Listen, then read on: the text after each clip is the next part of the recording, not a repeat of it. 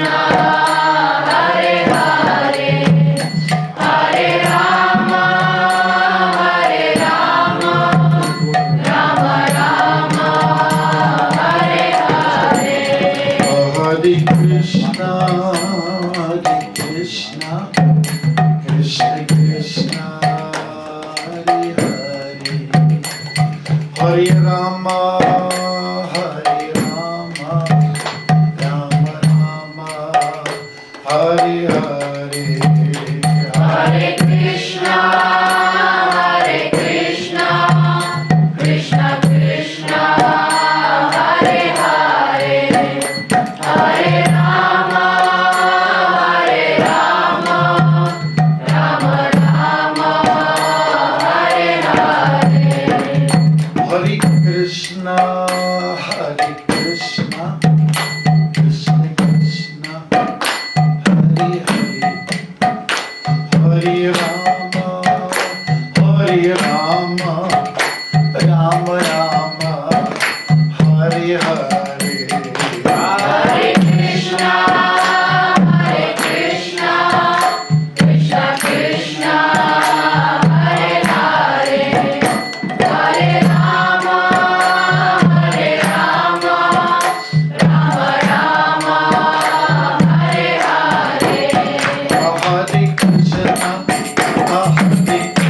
Krishna Krishna, Hare Hare, Hare Rama, Hare Rama, Rama Rama, Hare Hare.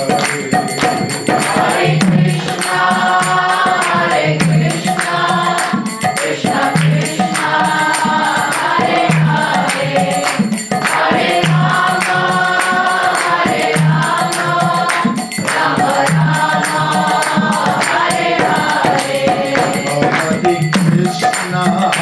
Hare Krishna, Krishna Krishna, Hare Hare, Hare Rama, Hare Rama, Rama Rama, Hare Hare. Hare Krishna, Krishna Krishna, Hare Hare, Hare Rama, Hare Rama, Rama Rama, Hare Hare.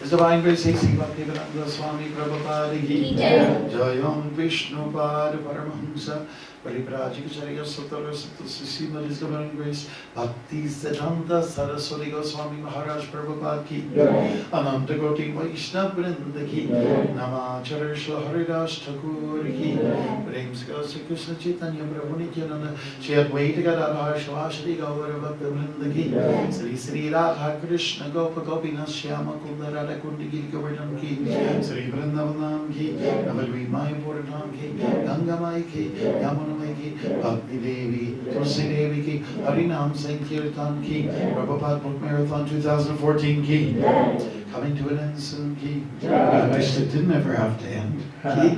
Samaveda Bhakta Vrinda Ki. Glories to the assembled devotees. Glories to the assembled devotees. Glories to the assembled devotees. Glories to Shri Guru and Shri Gauranga.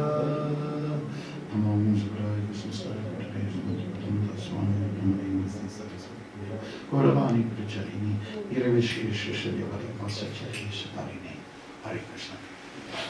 Welcome then again to our Kirtan Standards Seminar Workshop, which is, it's our pleasure. My name is Bhakti Swami, and of course we have Kesha Baku here, who's a man of rhythm. and group has been this effort made in our dear precious ISKCON Society to present a seminar. It was first started by, to my knowledge, His Holiness Jayadvaita Maharaj in India, and there was a need.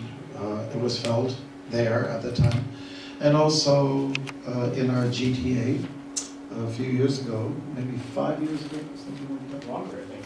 2008. 2008.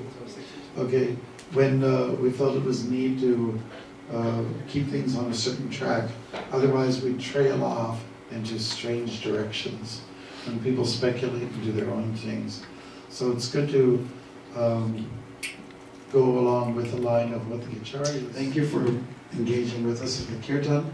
We used a melody which is very simple, and it's a melody that went all over the world, a slight variation of it, through the Broadway production Hair. And Prabhupada, of course, brought this melody to the Western world, and somebody picked up on the tune and put that into Broadway, and that play, which was movieized, went all over the world with that tune, that melody. That's the first tune I ever heard. Seems to work. Seems to work. Okay, good. So, Kirtan Standard Seminar, here we are, first time in Scarborough. And do we have a standard for Kirtan in this country? Do we? I already mentioned that we did. So we have. Why should we have a standard? This is a question that maybe we can put out to you. What is this? Why should we have a standard? Is it necessary? So we don't invent our own things, and we just follow how it should be, how it's said by acharyas. Okay, so it's set up by acharyas to stay in their line, and so we won't speculate. Okay. So that any other reasons? There's some consistency. So even if devotees go to some other ISKCON temple, they're able to participate actively. Very good point. So the idea is that if people are traveling around, which devotees tend to do, in their own version of parikrama, they'll find that, oh, I know this tune, I know this song, and we'll just plug right in, because we know it already. Any other reasons?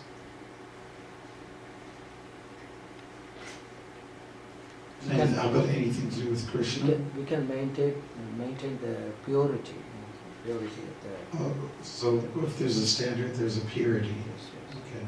Otherwise, it might become a little egocentric, right? Prabhupada, this occasion happened. There was one devotee who was leading Kirtan, and he was Canadian, and he was very kind of like showy about it, you know. He was part of a rock band. Now he's a Kirtan band. And Prabhupada didn't care for it, and he just told him to stop. And he asked another devotee to lead. It was also a Canadian devotee. So, yeah, that's a good reason.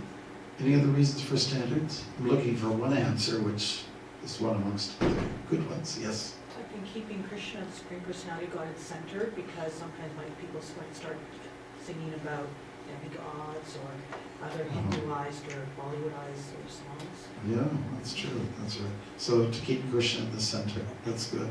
That's good. We're getting very close to one answer I'm looking for. Okay? It's to do with Krishna.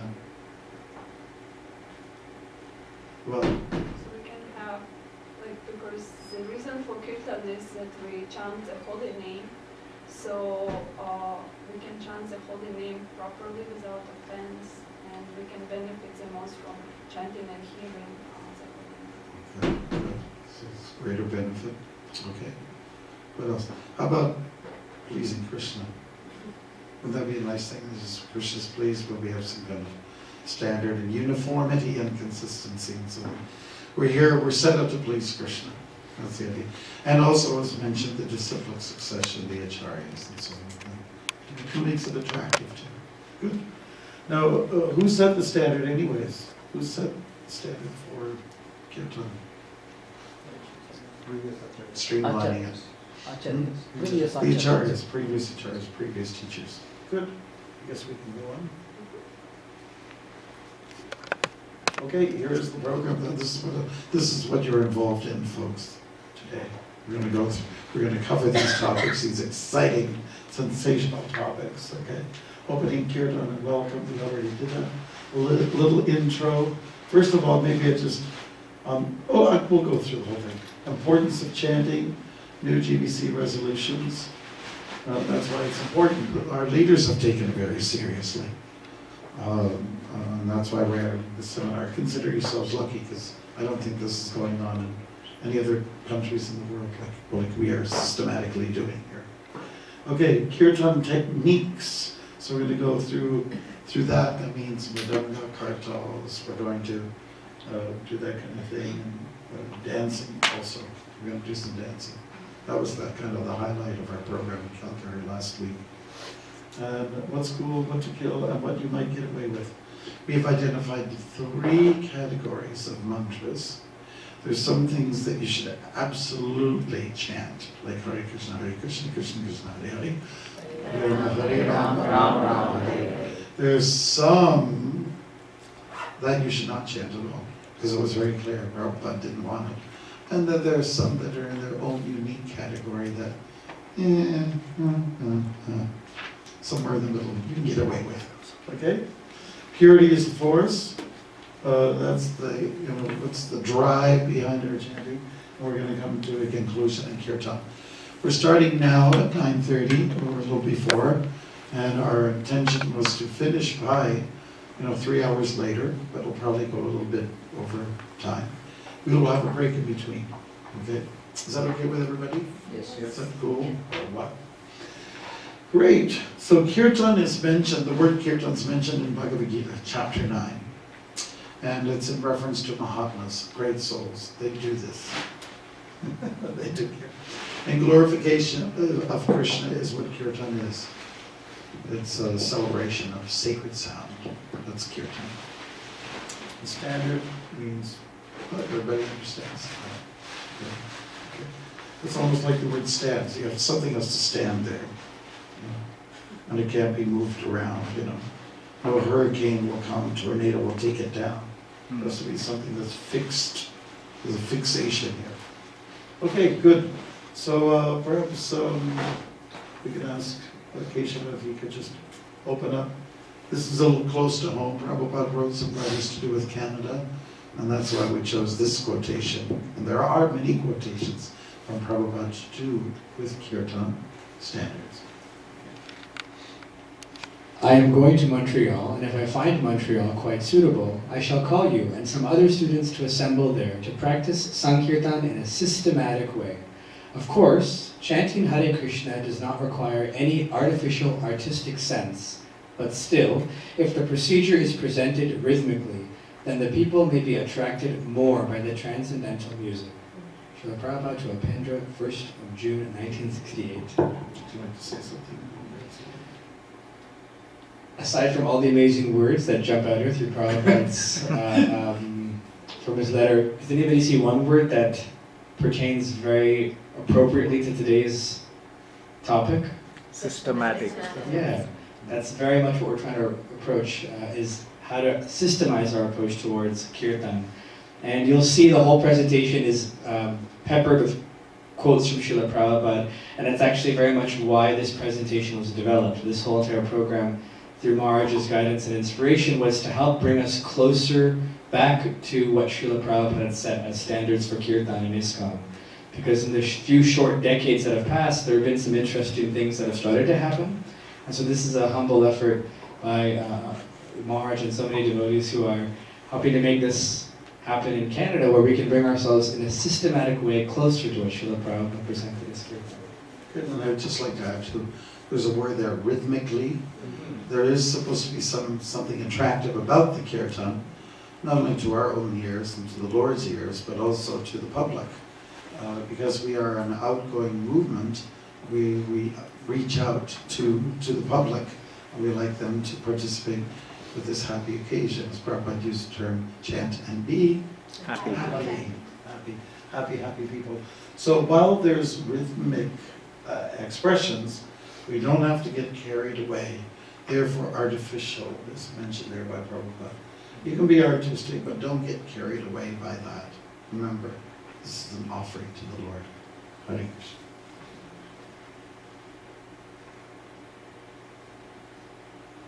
Okay. Are these lights too much, or are they okay? Okay. Okay for everybody? You can see the screen. You want to try to switch it off and see how? Okay. So introduction. So Cheto Darpana Marijanam, a quote from the first sloka of the Shikshastakam. Is it too I dark? think it's probably too much. Okay, too dark. Too spooky. It looks like the boogeyman's going to come. Okay. Okay. Cheto Darpana Marijanam. Marijanam, this is a key word. Cleanse. You know, we've got something in our hearts called crap. And it's been stacking up for a long time. Each lifetime it's a new layer. Just like say with a tree, you know, you cut the tree and you find out how old the tree is by all the rings that are there. Because it went through a transformation, you know, like a whole revolution in one life.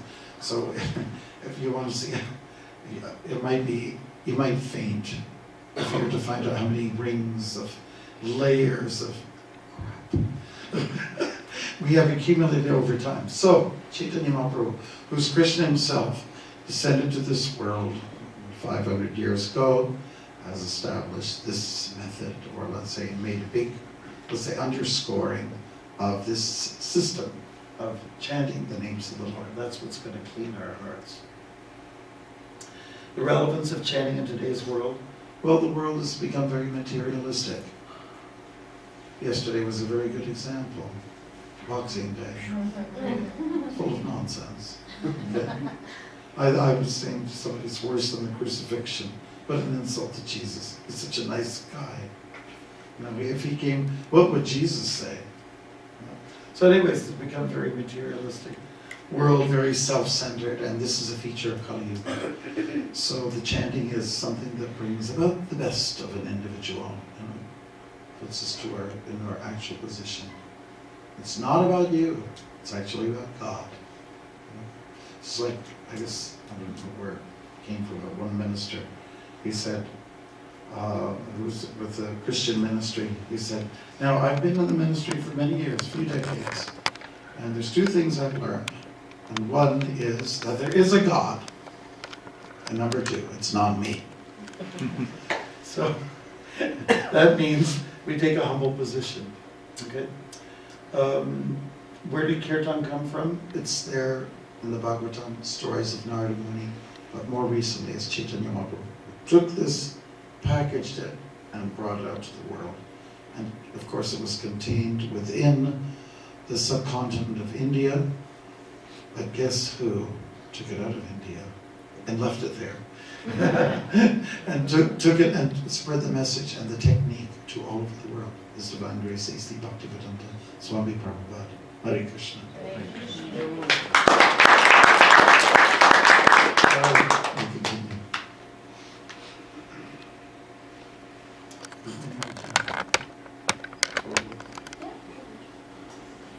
So throughout the presentation, throughout the presentation, we'll be talking about several of these points about obviously Kirtan, since that's what we're here for. But we'll be really hitting on, you know, the technique, of course, the nitty-gritty, what we should be singing, but also the type of mood we should be going out. And that's also dependent on where we are. So, you know, going out on the streets might be different than a small home program, and talking about the different moods that can come from Kirtan in that sense. And then also keeping in mind the etiquette, as well as all, you know, of course there's Kirtan, the person who's singing, but it's also the people who are sitting with you who are playing instruments. And it also includes the audience as well and how you get them engaged, because Kirtan isn't just a one-person kind of thing, it's engaging everyone in the Sankirtan movement. So we'll be hitting on those various points throughout.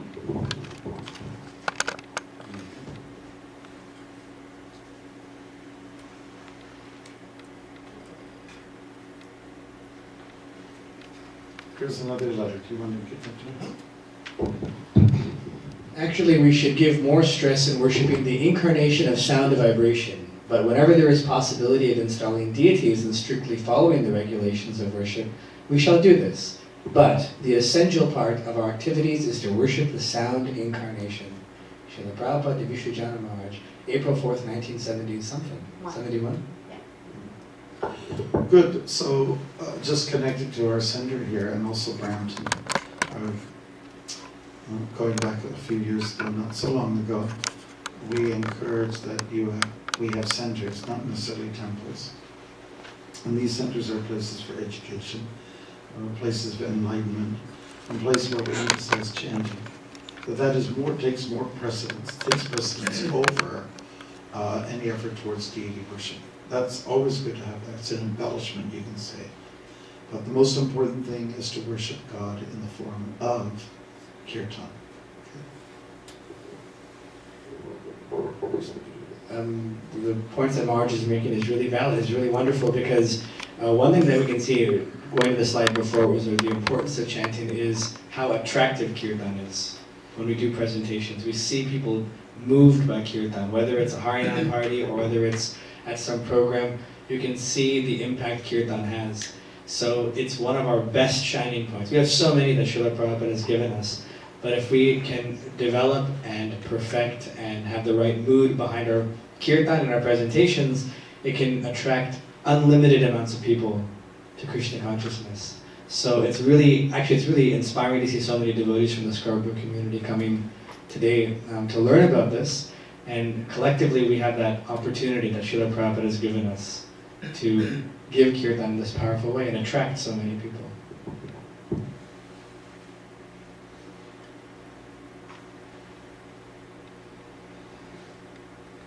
Okay, this is a fantastic photograph. Saying it's a feminist movement. And it's advertising cameras. But why is it important to have public chanting? And I think that that is something that perhaps we can have you participate in. We're being a little interactive after all.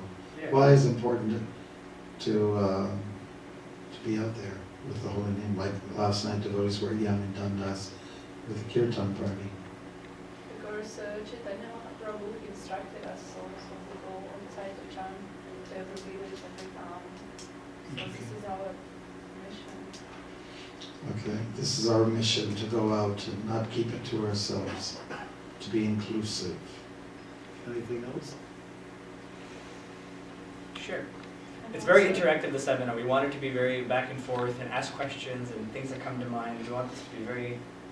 Haridas Thakur instructed us that even if some birds and insects are hearing the holy names of the Lord, they get benefited. Mm-hmm. So when we chant in the public, even they are not devotees, they benefit by getting cleansed, even though they don't know that they are getting cleansed. Mm-hmm.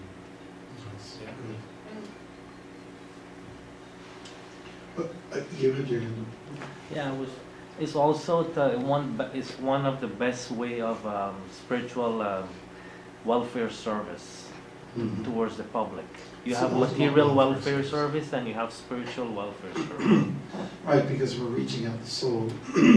That needs repair. You know, when things break down, because everyone's concerned, and you go to the hardware store, you bring in a repairman to take care of things. Well, our spiritual life has sort of been broken down. We've been hurt a lot, bashed around by Maya, so therefore we take care of this, part of ourselves. Yes? In materialistic way, we can say that this is the best tool for marketing Hare Krishna Mahaprabhu. The best food? The best tool of marketing Hare Krishna Mahaprabhu. Okay, good. That and prasadam are really, they're up there.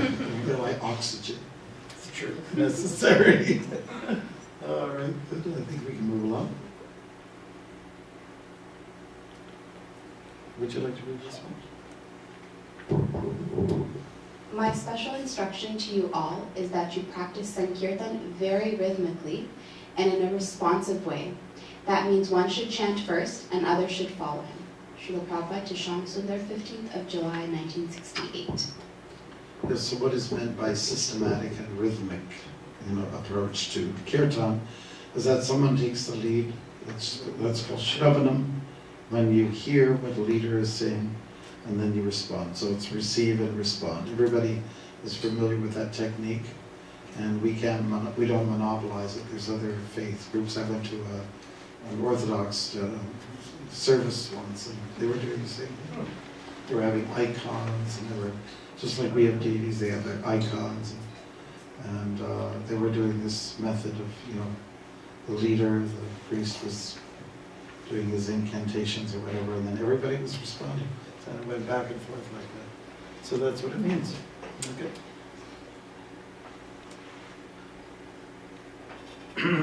Okay, these are some of the points we are going to Yeah, the next few slides unpack each one of these. Maybe Go ahead.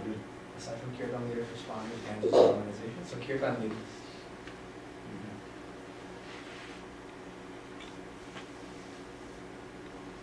Okay, so we're going to cover these interesting topics, melodies. Yes, you had a question? Maharaj, is it possible to explain for the benefit of some of the new devotees here, some subtle differences between what is Sankirtan, what is Kirtan, what is a bhajan, and what's the correlation between japa and Kirtan? So some basic terminologies and definitions. All right, not a problem. When you are engaged in chanting, and particularly the Mahamantra, Hare Krishna, and you do that solo, when it's kind of like you're just on it on your own, we make the use of the japa beads, and Krishna mentions in the Gita that of sacrifices I am japa. So you make this strand of beads, 108 beads, and you sing the Mahamantra, or let's say you recite it. It's less of a melody, you don't apply a tune, although I remember Yamuna Devi doing a little bit of that. So it's just a matter of reciting the name again and again, and you do it by yourself.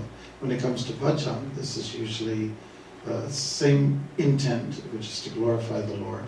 It's usually a small group of people, and they might use some instruments like harmonium, which is actually not a traditional instrument at all. It's a European instrument, but it's been somewhere or other accepted, just like tea has been accepted, tea drinking into Indian culture, and so many other things. So that's called bhajan when you glorify the Lord, and it's just like written words by the Lord. But basically it's the same thing, to glorify Krishna. Now when we talk about kirtan, we stick to maybe more traditional instruments. Sometimes you can stretch it a little bit. You stick to simple mantras, and kirtan means to glorify the Lord. When we say Sankirtan, it's pretty much the same. It just refers to a lot of people together, converging. So when you hear the terminology, we're going to go on Sankirtan, that means we're going to go out as a group, and we're going to be singing and dancing, beating drums, and using the Mahamantra. And it may also refer to the disbursement of literatures in Krishna consciousness. So those are the different terminologies that can apply. Is that okay? Would you like to add to that? No, it's great. Okay, good. So we're going to get on to melodies, okay? This is a very interesting topic because in my travels I'm hearing a lot of different tunes. And I joined the movement in 1973. And what we were chanting at that time was music that was given to us by Srila Prabhupada himself. And we also heard some tunes by Vishnu Chand Swami and Hamsadutta, a few others. They were their own melodies, and Prabhupada seemed to like them and accept them. They very much came from the heart. In 1974, it was the first time that devotees went en masse to India. They went on a big pilgrimage there, and they came back with different tunes, tunes that they heard maybe from the villages or from Gaudiya Math temples, and they brought back some tunes, which I guess for the most part they have their innocent background. As time went on, we're hearing different tunes, and it's questionable where they came from. But I'll give you an example. I went with a busload of people at Diwali time to Ottawa, and it was mostly a group of Punjabi people. We were going to celebrate Diwali together there with the big guys on the hill, Parliament Hill. And who eventually came there was Paul Martin and Stockwell Day and Joe Clark and a few others. So we had a chance to meet them. I remember giving a Ramayan to Joe Clark, and he sat there forever at the corner of the room looking at the book, and it was forever, and it was wonderful. So the political personalities showed up a little late because they were making big decisions on the bank merging phenomena at the time. And that's why they came late to the West Building. It was a beautiful place. I remember us coming in there, people were going to stick things onto the wallpaper. I said, no, you can't do that. One guy goes, this is a 120-year-old wallpaper. You can't put tape on there. Just like the way we are fanatical. And so anyways, it was a nice event. We were waiting for a long time for the political persons to come in. And so it's decided, would anybody like to sing some songs? I guess it was ghazals or something, like love songs. And so one guy sang a song. And I says, I know that tune. I know that tune very well. Everybody, all the biggies in our movement use that melody. And I asked one of the persons, what are they saying? And he says, well, Swamiji, it's a little bit romantic. A bit too, not erotic, but a little bit too romantic. And I said, oh, okay. So is that from Bollywood? Said, yes, very much from Bollywood. Very proud of that. So then I thought it kind of stirred up inside of me. Then I thought, well, maybe it's good to have songs and tunes that come from the proper source. And so I just remember the old days. We were hearing tunes because they came from Prabhupada, and they came from more from the tradition. And now it's become a little bit watered down, and that's why we have concerns for it. Now, who knows what's a good melody and what's not a good melody? They all sound pretty good, If it sounds a little jazzy or a little chutney-like, then it's probably coming from Bollywood, And you have to question, well, maybe it's not the best kind of tune to use. So it's good to get familiar with them. Prabhupada gave us some tunes, like the morning tune. Very clearly, he said, this is the morning tune. Hare Krishna, Hare Krishna, Krishna Krishna, Hare Hare, Hare Rama, Hare Rama, Rama Rama, Hare Hare. And that's the morning tune. He says right in the middle of the kirtan, this is the morning tune. So how can you divert from that? And then he wanted us to stick by that, and that's in the morning. I know in my travels, if I hear someone sing that and it's 7 o'clock at night, I'll just go, that's morning too. So I didn't know. Well, now you know. So we will, hopefully in the future, be able to present to you, after we've been enlightened as to what's kind of coming from the acharyas and what's not. We'd like to get back to the basics on this in this area. Okay? Any questions on that? All right.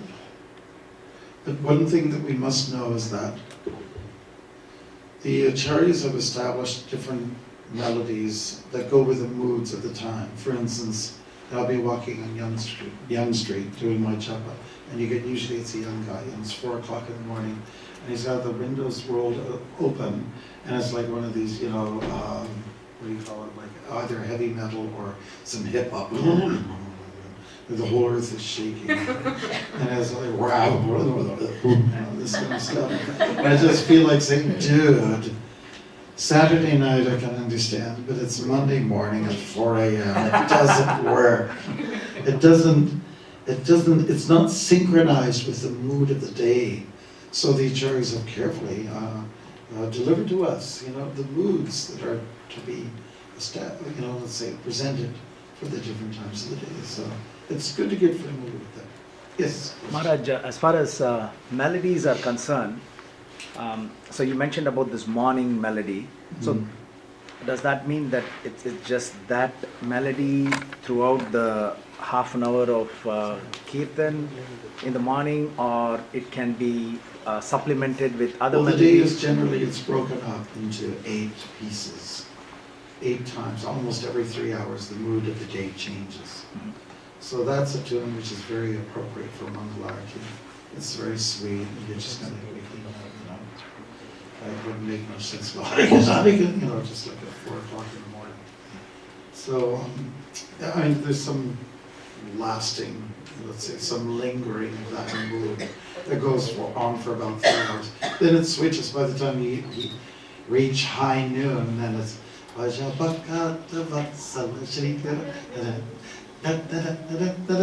okay, it's very passionate, and everybody's in full swing in whatever they're doing. So it's not just restricted to a half hour. So during that half an hour, can the devotees sing some other tunes other than this tune that you mentioned in the morning? He was pretty strict about the morning tune. Okay. And again, if you just go in all strange directions, you'll find that within a week's time, if you like, a policy is do whatever you like, you know, let it, you know, just let it all hang out, baby. then you're going to find out such a diluting experience, such a watered down experience. So that's why there's such a deviation. Huh? It's actually very good, Maharaj, if you have to stick with that, because we have seen, we have heard as a feedback from newcomers, because some devotees, they keep changing the melodies and they're not able to keep up with that. They, by the time they get used to one melody, there's another melody being changed. Yes, very good point. This is one of the most important things. Sometimes people will lead Kirtan every minute. It's a new tune. This is, you know, and it's kind of, it's an assault on the new people especially. We're just trying to catch on. So it just changed. People are a little bit not musically attuned, will understand that you're changing it all the time. And even if you're a professional musician and you're playing along, you won't be able to follow along. So it's a matter of getting discipline.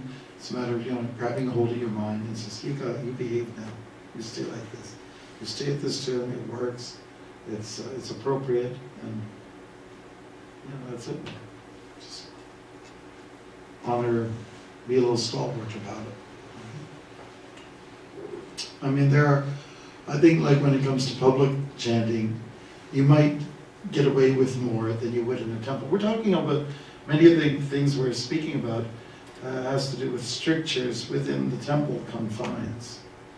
Because there has to be a place where it's kept pure and simple and clean and traditional. When you're outside, you know, you can jazz it up a little bit more, perhaps. Okay, there's time, place, and circumstance. Is that okay to answer? Yes, thank you. Okay. So we would recommend, don't change your melody every 2 seconds, but they'll never come back. All right? Because we want, a key word here is inclusiveness. We want people to come in, stay with us, feel like they're involved. Okay? So, yeah, we've already pretty much established this.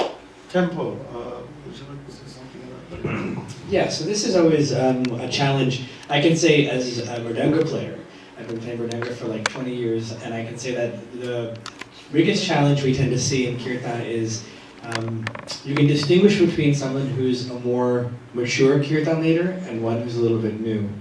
And one of the easiest ways to do that is how fast they go fast. Sometimes Kirtanir is in a span of 6 or 7 minutes and suddenly you're at skyrocket pace and the Kirtan is out of control. So be aware of your tempo in a Kirtan. So you'll see that the seminar covers very practical points as well in Kirtan. So whether we're Kirtan leaders, Kirtan accompaniers, we're all very interdependent. It certainly starts with the Kirtan leader who can control the tempo, take your time. Sometimes it's even nice just to ask at the very beginning, Prabhu, how much time do I have for this Kirtan?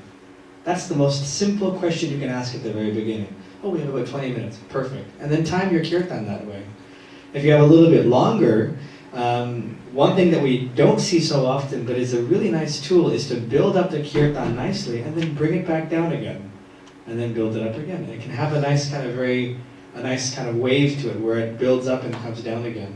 And then just related to tempo again, we'll talk about this more with the Kirtan accompaniers, but it's very, very, very important for the Kirtan leader, whether playing harmonium or not, the mridanga players, the kartals, to kind of have that communication, look at each other and watch each other. And if someone picks up, oh, the kartals are a little too fast, slow down, don't ruin the tempo. So being very aware of each other as well is very critical in Kirtan. So tempo. Good. Thank you. Anything on that? Okay, move along. So some of the things, this has a little bit to do with preparedness, getting yourself ready. If you're going to lead Kirtan, do in fact prepare yourself a little bit. I find a lot of times devotees will just kind of like their voices, they think it all starts here. Actually, the wind comes from down here, from the diaphragm. So that's where you get some power. You'll find it's necessary to belch it out a little bit sometimes, you know. And so you can, it will really, let's say, reach out to as many people as possible. That's important. So maybe as a little fun exercise, we can just do a little bit of yoga, okay? So you can put your hand right here, the right hand over here. Just sit up nice and straight. Yeah, sit up nice, straight and tall. And you'll see this is, apart from a little bit of blubber that's down there, you know, just there's this diaphragm, it's like an accordion, bellows.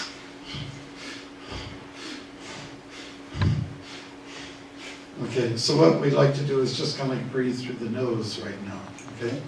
We're going to clear all these tubes around here, because that's necessary too. Somebody might be very pure about chanting, and they don't need to prepare themselves. But, you know, it's also necessary to put out the best expression as possible. Okay, so we'll do it. So do you breathe through the nostrils?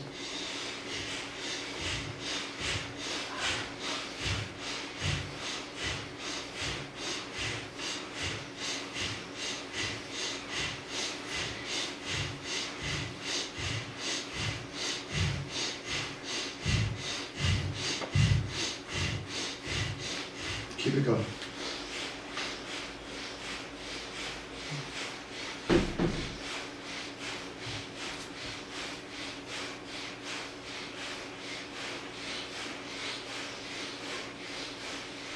Okay, great. How do you feel? Lighter? That's what's supposed to happen. Good. Light hearts too. Okay, we'll do some voice exercises, okay? I went to a Catholic school when I was young, elementary school. It was run by nuns. So our Mother Superior, she used to go like this, you know. Let your mouths go. It looks so strange, but I had a good laugh out of it. Okay, so these are sort of like the muscles around the mouth, and you can feel them. You can sort of massage them a little bit. Okay. After all, you know, our medium is English language, which is a very make money. You know, it's a province of language for dogs, and French is language for love, and you know, there's a whole bunch of. Sure. Thank you. Sure. Whatever you like. Okay. We all get to see Tierney's back. Thank you. That's great. All right, so now we'll just really go for stretching. You'll stretch your mouth as much as you can. All right, and we'll just go through some vowel sounds. Okay, not vile sounds, but vowel sounds. Okay, there's consonants and there's vowels. So we'll go A. When we say A, it sounds almost like it's Canadian. It has several vowel sounds in there. Yeah. A. A. A. A. E. E. E. Really stretch it. I.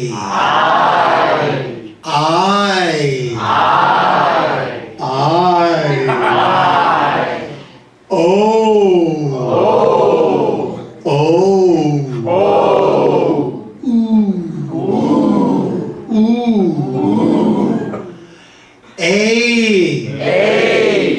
E. I. O. U. Okay. All right, good. How does that feel? You didn't expect that at the Kirtan. It's just to get yourself ready so you can do a nice job, okay? And you'll reach out to more people. Yeah, that's right. We could do that, okay? So we're just gonna, oftentimes when I go to yoga studios and when I do the walking, oh, by the way, I just want to say a plug-in for walking, okay? When you do a lot of walking, it really improves your lung, let's say performance. It really does.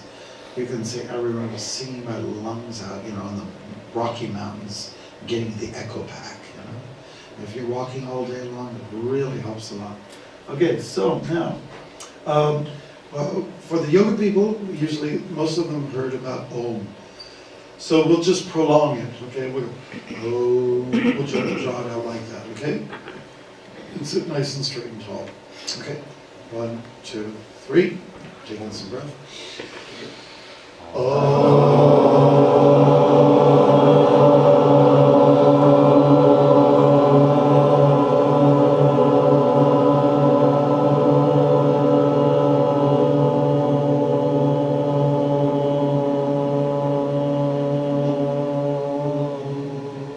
We can tell you how long to do it.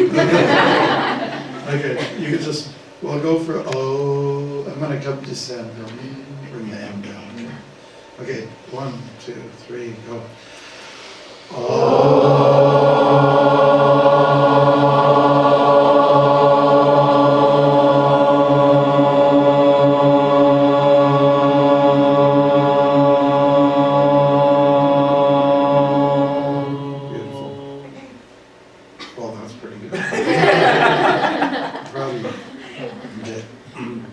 One more time. 1, 2, 3, breathe.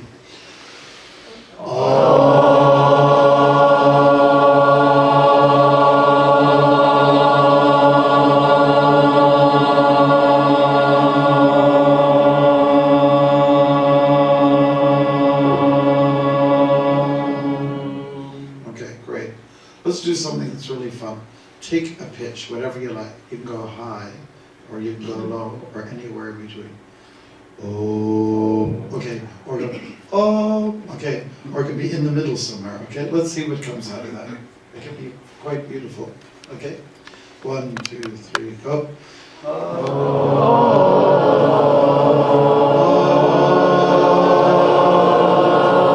gotta say that about here. You're all used to being so uniform right now. We're going to get a little bit harmonized here, okay? All right, can we get some low voices? How about some of the good? Some of the matatis.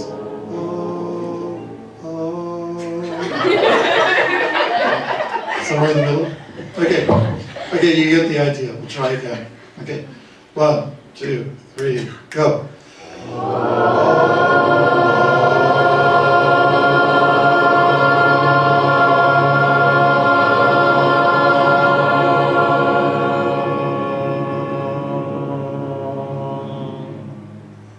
Beautiful, isn't it? How do you feel? How does that make you feel? Okay, one word answers. One word answer. Good. Great. Good. Great. 2 G's. What else? Light. Light. Beautiful. Vibrations. Vibrations. Vibration. Okay. Grounded. Okay. What else? Grounded. Grounded. Grounding. Okay. What else? What else? Endurance. Endurance. The Endurance. long one. Endurance. Soothing, very soothing. Soothing. Pleasing. Pleasing. Calming.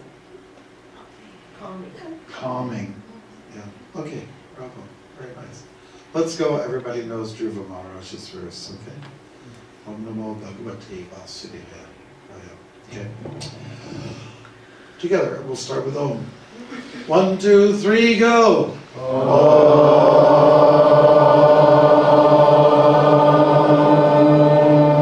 Now, Namo. Namo.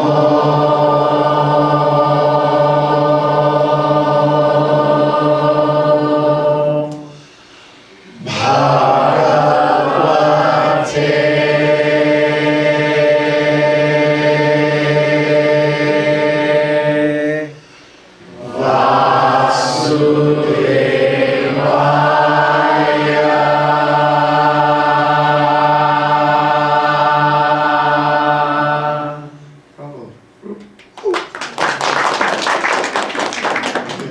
Nice, nice, beautiful. Okay, so really it should clear things for you when you're chanting these kind of mantras and very much calm you. Okay? Let's try something else with Om. Okay, so with Om, do the Om. When you've run out, do it again. When you've run out of energy, do it again. Okay? And I'll chant Om Namo Bhagavate Vasudevaya over that. Okay? And please don't do it too long. You get like too long, so it's ridiculous. Like yesterday I was in the Bhakti Yogi's got like the chant of Conjugals. Says, you know, we're waiting for to continue with our drama practice, okay? And I said, it's one. It says, oh God, that took out a half hour. All right, so let's go. Any pitch you like. 1, 2, 3, go with Om.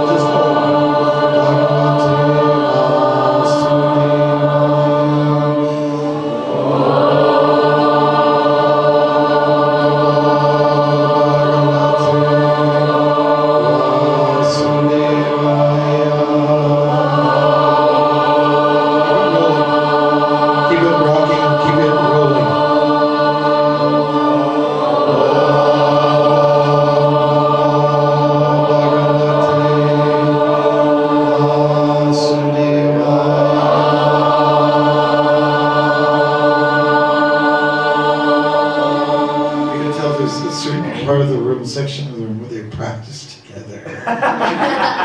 Okay. All right. So that was great. We all expressed how you feel about that. Okay. So it is very important to be inclusive, to engage other people in this. So it takes a little bit of expertise. It takes Kirtan. Another Canadian Baba who was very good at this was ISKCON, who used to get everybody kind of engaged. So sometimes we experience what we call transcendental wallflowers. You know what that means?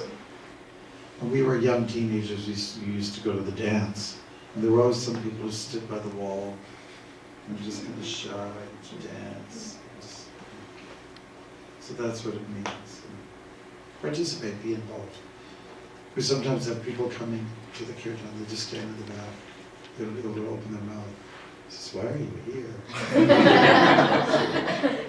Aren't you here to participate, to experience the joy of it all? Okay, so open your mouth. And it takes expertise a little bit, you know, for a kirtan leader to get people. A smile and nod, like that. And if you do that, you know, we have, everybody knows Dharma Pranapur, the devotees got this in the Toronto temple. He's very good at getting people to do things, and he'll let you know if you're off key or something like that. They'll give the dirtiest look and make you feel like you're dead. But we know that he has good intentions. Okay, so but it's a little bit theatrical, it's a little bit, you know, being animated a little bit.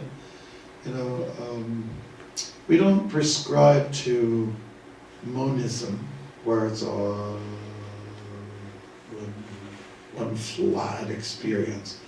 It's really, as you know, some of the pictures have been depicting, it's really about moving and everyone getting involved and singing and moving your upper and lower lips as well as the tongue. And it's really all about Atmanivedana, surrendering your very self, your whole body, your whole mind, your everything, all your resources. It's a giving of all of that to Krishna. Not holding back, not resisting. So move your body. And somebody says, well, I don't know how to dance. Like I was seeing people in the kirtan. I don't know what to do. I said, you're doing it. Just keep doing it.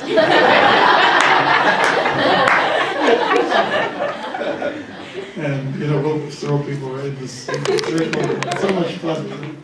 Those are the greatest days. The highlight for me when I go to Mayapur is the Tulsi Arti, which just throw everybody in the circle. It's so much fun. And yeah, the whole idea of inclusiveness. Get involved. This is your moment. This is the Yuga Dharma. This is what you do in this age to get liberated. So here's your chance, here's your opportunity. Let go, and let go of your self-consciousness. Yeah, I think we've all seen Maharaj do this in a kirtan, right?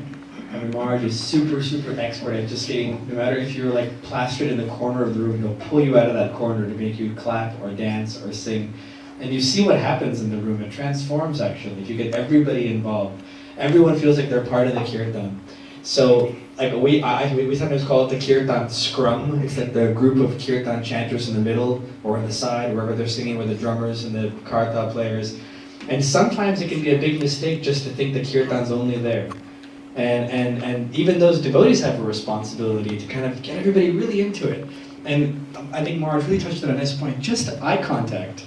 If you just catch someone's eyes and kind of give a little nod and a smile and kind of show your clap in your hands, they get into it. And Maharaj is really, really expert at this, and we see him gets everybody dancing or gets everyone clapping, even sometimes pausing the Mahamantra to keep the rhythm going, but just get everybody's hands going again. He gets everybody involved in the kirtan, and their experience just changes from like night and day. They go from just kind of waving side to side, and suddenly they feel like they're a part of it. So that can just change a kirtan from a very nice but normal experience for kirtan. Yes, so with the voice and with the entire body, that's your obligation. And we've seen people do everything from ballet to break dance. I was in Pretoria and they had some real good break dancers there in the kirtan. And it was so exhilarating. They're down on the floor and everyone's just jumping up. They're so good. And as long as it's clean, we're just hitting on the point of dance, as long as it's clean and kind of innocent and it's not licentious, that we can tolerate. Unless if somebody's new, which isn't. Okay, so any questions on this? I think we can move on to the next. Would you like to help us with this one, harmonium versus the no harmonium? That's okay.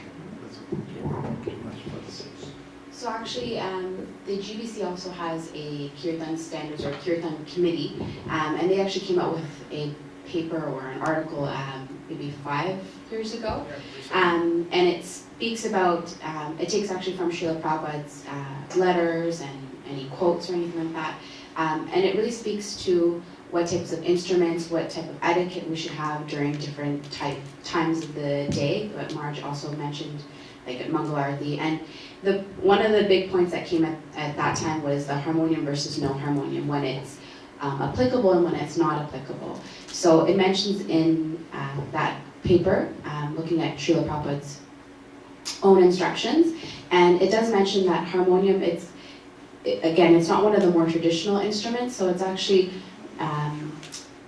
it's not prohibited, but rather not to use it during the morning time, when, for Mangalarti, for deity greetings. It can be used for like smaller gatherings, and it also has a point in there that mentions that you can use it when, or not just the harmonium, but other instruments as well can be used when we're in an outreach kind of situation. It's very pleasing to the ear, so it can actually be used in those settings. So, for example, our Sunday feast programs at the Toronto Temple, we do have a lot of people who are coming from outside, people who haven't experienced kirtan beforehand. And in those situations, guitar or flute or even, and of course the harmonium can be used in those situations. But again, it's not one of the more traditional instruments. Prabhupada obviously emphasized the mridanga and the kartals because they have a very nice sound together in kirtan. So Maharaj, as far as ISKCON Scarborough is concerned, we usually have programs Friday, Saturday, Sunday. Mangalarti we have once a month in the morning. So can we assume that the Friday and the regular programs that we have is sort of a program where we get outsiders too? So can we continue to use the harmonium if it's required during the Arati, or do we hold back on that? It's not a cardinal sin. It's not a cardinal sin. We know that Prabhupada also used the harmonium quite a bit, but it wasn't done during certain standard times. But what we have to try to understand is it's good to present the pure traditional format. There has to be some time for that. Just like, say, if you're a Bharatanatyam dancer, you stick to the tradition. If you add some modern, contemporary kind of dance movements to it, you can imagine what happens in time.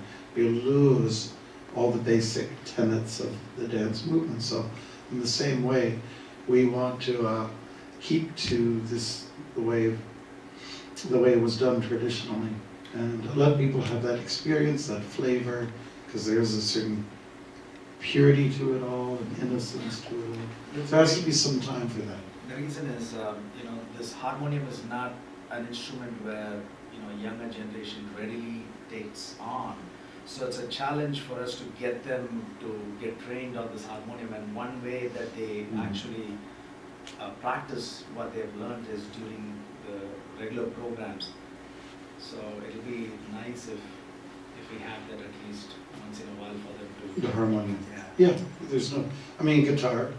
Prabhupada loved when devotees would play guitar, or the way it all started in New York and Manhattan was people came with any instrument. Prabhupada was totally accepting of it all. It was just the appropriate time, place, and circumstance for that type of thing. But there has to be some time in the temple, especially before the deities, where we're a little bit more formal, a little more traditional, so people can really experience the heart of it all. So, I would say this is such a borderline situation, it's one of those issues where you can probably get away with it, but there's some recommendations, not all. Like even devotees were bringing djembes into the temple, and that isn't always necessarily appropriate.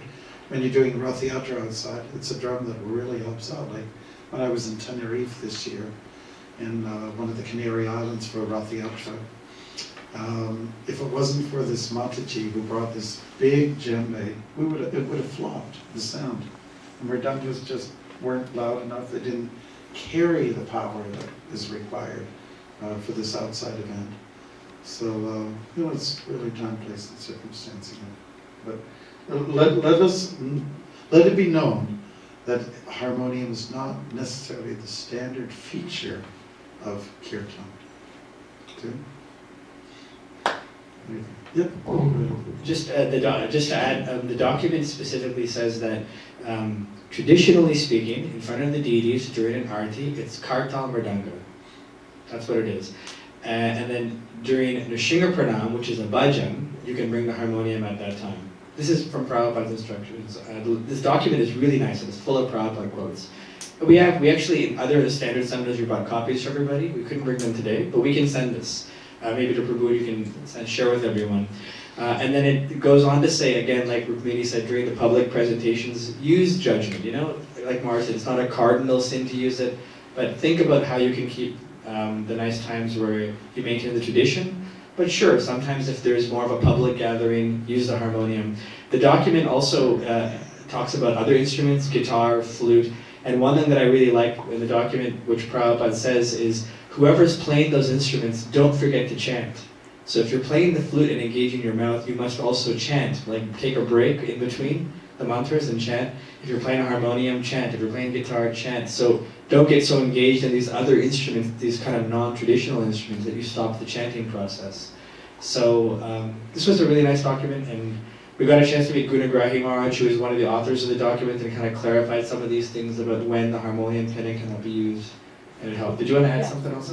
I just want to say that you'll see the difference in a kirtan that has a harmonium and maybe like a set, flute player or a guitar player, that mood versus someone who's standing up and leading more of like a Harinam style. So just to keep that in mind, if for example you're at a Canada Day Harinam, maybe sitting down with a harmonium isn't the best way to engage all the people in the audience at that time who are hearing the kirtan for the very first time, as opposed to a home program where you have seasoned chanters in the audience or people who are very used to it, where the harmonium is more applicable. So just keeping that in mind as well, that, you know, the mood is very important of what you're trying to accomplish during that kirtan. That's very versatile in many ways. Okay, I think we can go and move along. Okay. These are interesting topics. Okay. The numbers of each instrument. I've been to some temples. There's 20 kartals clanging at the same time. Not necessarily synchronized. And you just wonder, what, am I in the twilight zone or something? And you just almost feel like walking out. It's not controlled. It's not disciplined. So there's no, you know, you wonder where the love is. There has to be something rhythmic about it all. It's suggested by us that you keep down the number of instruments and you go for equalizing. Maybe there's another term. Okay, and just to go at this, on this point historically, Chaitanya Mahaprabhu, who's the mantra master of the age, he established at the Rath Yatra time in Jagannath Puri. That several people who came redundant during this big outdoor event. Several people, and he was very specific and very orderly about it.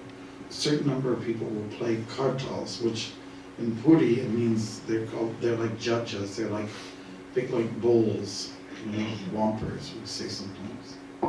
And these guys are very expert at playing them. It's not necessarily these kartals, but they would use another kind of, you know, thing that has a little bit of less of a ring to it. And then he would also have designated dancers. So he was very, very formalized about it, very structured about it. So we might take that to heart when it comes to our performances, publicly or in the temple. That it's not necessarily a free-for-all. I've seen people, if you don't mind, I got to get up after a while anyways. They'll just, they'll play the kartals for a bit. They're not really there, you know. And then just get tired. And the person, it's their first visit here. They never even know it. They never saw anything like this before. And then that person might, oh, okay, I guess it's part of the trip, that experience, just beat it. And they're not in sync, and it just becomes like, just out of control, Sorry, I hope I didn't get you. So, you know, you have to give this some strong consideration. How many kartals do you really need in a room, like say this size? Especially when they're heavy metal kartals. These are called kartals. Heavy metal, these are heavy. I'd say 1 or 2 is enough for this size room. If we're going to go down to Scarborough Center, then, well, apart from us getting arrested after a few minutes, you know, maybe you can have a few of these, and you get a few mridungas. But how many mridungas? Maybe 2 max here. 2 max of this. You know, and what else? Any other instruments required? No, that's pretty much it. And the only thing I'd say is just that the mridanga, there's a barrier. Not everybody grabs a mridanga and starts to pound away. They realize, I don't have rhythm, I can't play that drum. Not everybody will say, let me grab that harmonium and mash the keys and let me figure this out. There's a barrier. People don't do that. No one's going to run for the microphone and say, I can sing better than that guy. I'll sing. People, there's a barrier. But kartals, there's never a barrier. Everybody thinks they're the best kartal player. And I've seen devotees that have even said, oh, that Mataji's playing kartals so badly. Let me show her how to do it. And they just go even louder. And the challenge is that kartals, I argue they're more powerful than the mridanga. The mridanga sounds louder sometimes, but those kartals, they can get at such a pitch. I've seen devotees leave rooms because the pitch just is too much for them. And when you have, we were just joking on the way up here, like Maharaj has seen temples or rooms where there's baskets of kartals, like they're manifesting themselves or like reproducing themselves, so there's more kartals coming.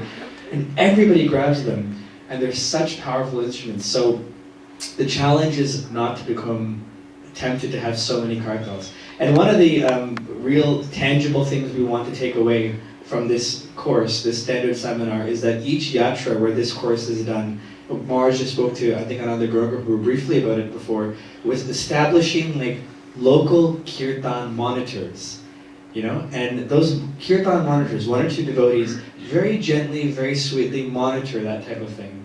If there's 6 sets of kartals wailing away in a room like this, you just very nicely, you know, Prabhu, can you just maybe put the kartals down? Maybe play a little later on, not now. Like that kind of thing, to help bring the levels back to a normal sound. So that's probably one of the biggest challenges, but it's something to be really aware of. You have to fight the urge, like your hands are like really tingling and itching, and the kartals are close by and they're shining perfectly for your ear. Just avoid the urge to grab them if there's already 1 or 2 kartal players. And just most importantly, be aware of the surroundings, the room that you're in. That's okay. Sure. Would you like to say something about what is the most important thing to hear? Yeah. So, of course, if there's like nice kartals, there's nice harmonium, there's nice mridanga, but the important part is to hear the Maha Mantra, right? It's not only, when you're sitting as a kirtan leader, you're not just the leader, you're also a servant of the kirtan, right? You're not there to hear your own voice. Of course, everybody wants to hear their own voice, but it's actually a service. You know, obviously to please Krishna, but to also please the people around us. So if you have like 3 mridangas, and this has happened too, where devotees have come up and said, the kirtan's too loud, I can't hear anything. All I hear is ringing in my ears. And it's important that at the end of the day, people can actually hear the Maha Mantra, not just your beautiful voice or just the harmonium or the mridangas or the 20 kartal players that are in the kirtan. The important part is that people hear the Maha Mantra. That's why we're singing in the first place, is so people can do that. And you know, when we start to add more instruments or add a bit more embellishments, which are of course really nice and pleasing, it takes away from the Maha Mantra. And I think Keshav mentioned it beforehand too, but you know, for the devotees that are sitting along and or part of the Kirtan scrum or playing instruments, it's just as important for them to be part of the Kirtan, not just by playing the instruments, but by singing the Maha Mantra. And I know Keshav pulls it sometimes, and Marge has done it plenty of times in Kirtan, where they'll look at the mridanga and play, sing, you need to chant too, because they'll just be in their own kind of world and playing the mridanga. It's important for everyone else to be doing that. Because if the Kirtan scrum isn't singing, why would anyone else want to sing? It's just that one person singing, let them sing. It's not a performance, it's actually a service. Good. Terrific. Okay, and on the next level, we already talked a little bit about, you know, the quitting, what happens. You get some guy's flashy, and he just stops right in the middle of it. Okay, let's say we go to a rock concert and the Rolling Stones are playing, okay? And then right in the middle of it, Keith Richards says, you know, Mick, I'm tired right now. Right in the middle of the concert, there's 60,000 people going absolutely nuts. So I'm just tired now, here, you take the guitar. They don't do that. It's not professional, nor is it devotional. It is being devotional. So that's just something to bear in mind. We see that as a flaw that happens.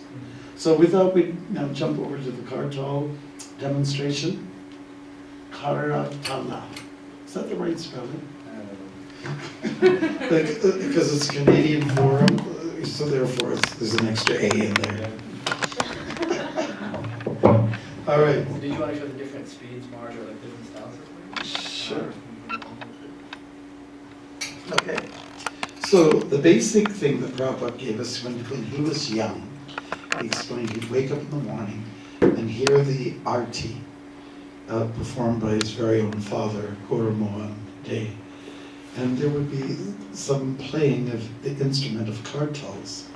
And it would go ching, ching, ching, ching, ching, ching.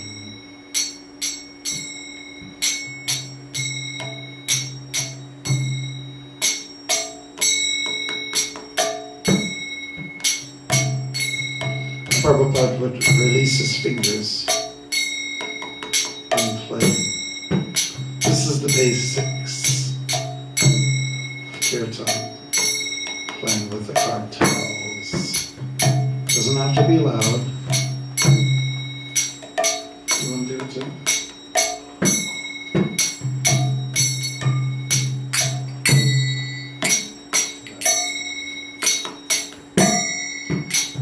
Does it sound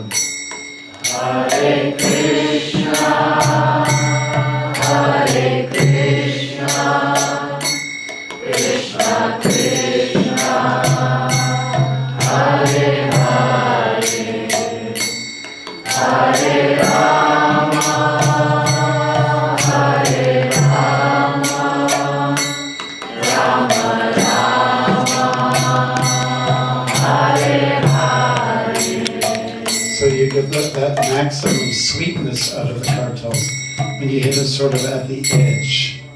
It's not like clap. Everyone can see?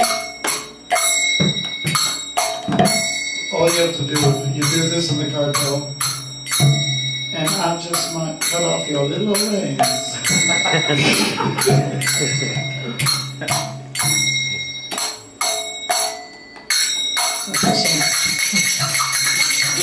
Some people just go wild. I don't know what they're doing. You know?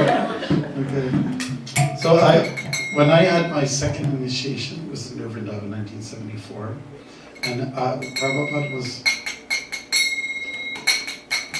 he just got a little more fancy. He was doing this.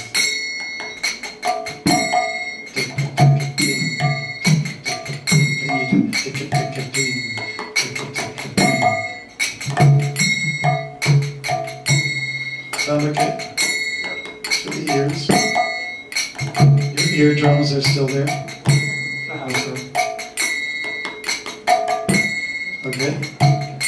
You'll also find if you hit at the end, it's light. Okay?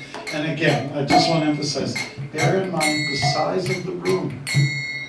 Do you really need a very loud kartals? Or does this room call for smaller kartals? Probably so.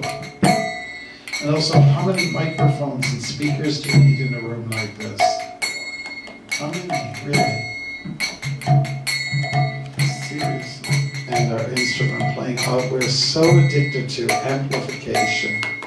There was a time when you didn't need amplification. The room was designed in such a way that the acoustics were favorable for carrying sound. Okay, and drum demo. Aren't you gonna something?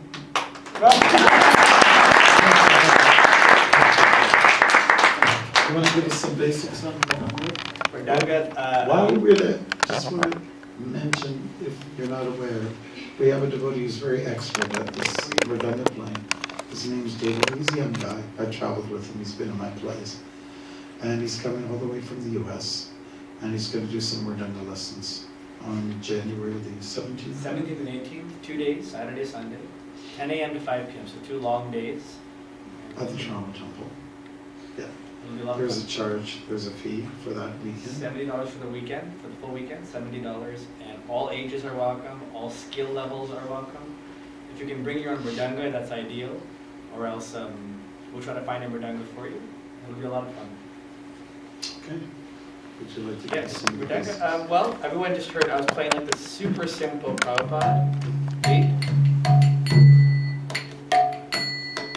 And there's just variations on this, fancier variations, and then more simple variations.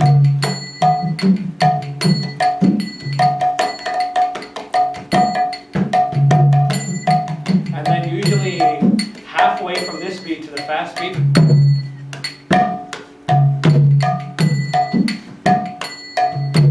that's usually in the middle of the kirtan as you're building it up. And then you speed up.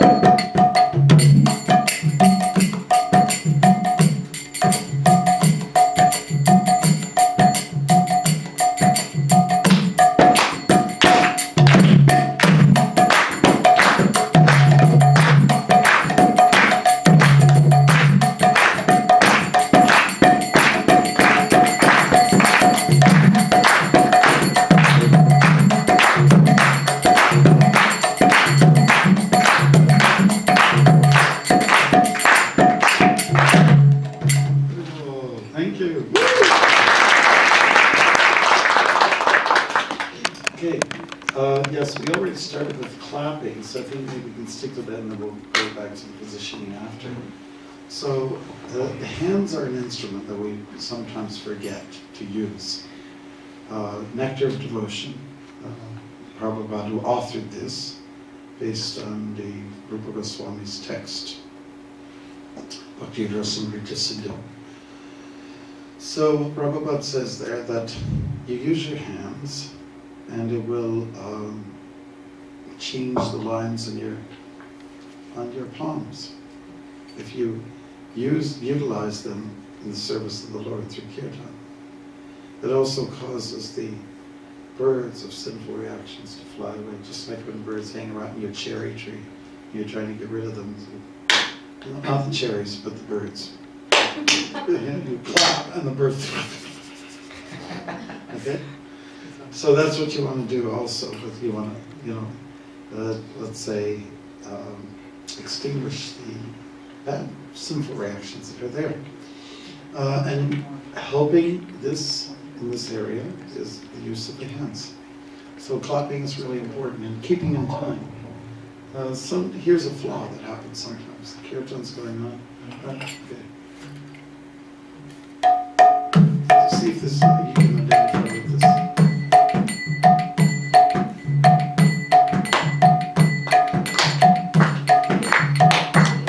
No, I'm doing it.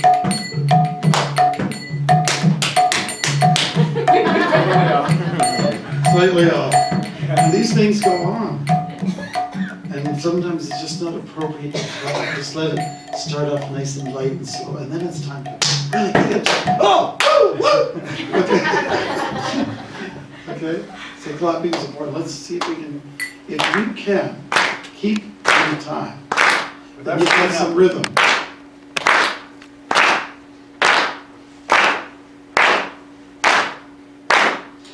If you can keep rhythm with the hands, that means you will probably put the feet, and that means you can dance. Even if you're not very practiced with it.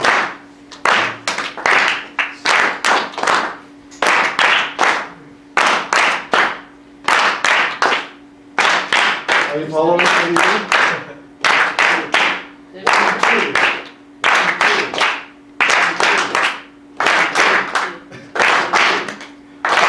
Oh, now we go.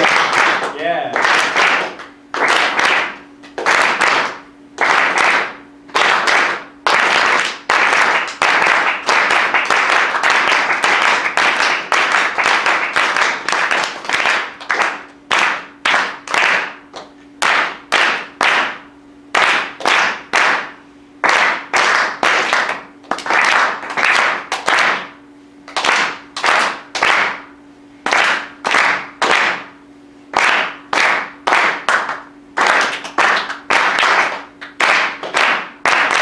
Good.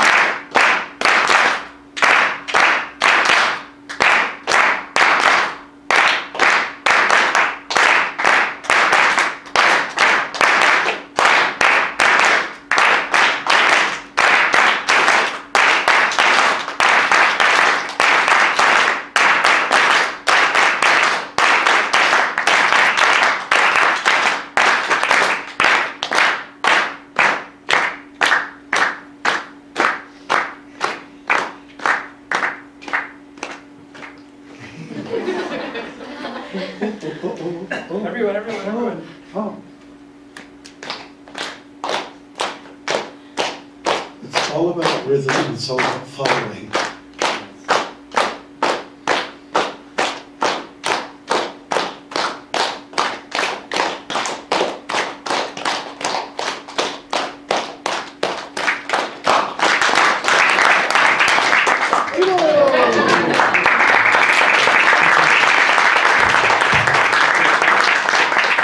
It is extremely easy to play Mridanga with Maharaj in Kirtans because he's an expert at doing that. If you always just watch his hands, over the years I've learned whenever I play drum with Maharaj, I just watch his hands. And either you'll have a tambourine or sometimes kartals, but sometimes mostly just Maharaj is just clapping.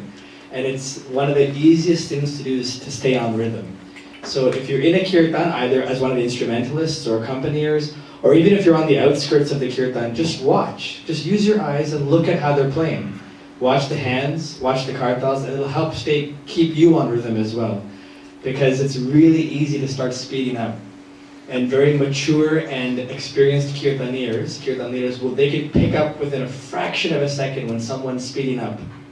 You'll see that in kirtan. They'll tell the kartal, you're playing too fast. Out of 3 kartal players, you're the one playing too fast. Or the drummer, you're too fast. Or the crowd. So just be very aware. So it usually can start with the kirtan leader. Just watch the hands. I'll do that almost every kirtan when Maharaj is playing. I'll just look straight at his hands and just keep playing. It's the easiest way to follow. And stay on beat the whole time. So don't underestimate these instruments. They're not included in the kirtan, okay? And know when to apply it, when not to apply it. Good. And, we haven't, this is not part of our topic, but it's something that maybe we should include sometime. Sometimes people come up with the point of chanting Hare Krishna and the sound vibration and maybe not pronouncing it properly, so we don't really include that in the course, but maybe we should. But we'll bring that up in a second, okay? In addition to clapping, there's also something called ululating, okay? I can't do it.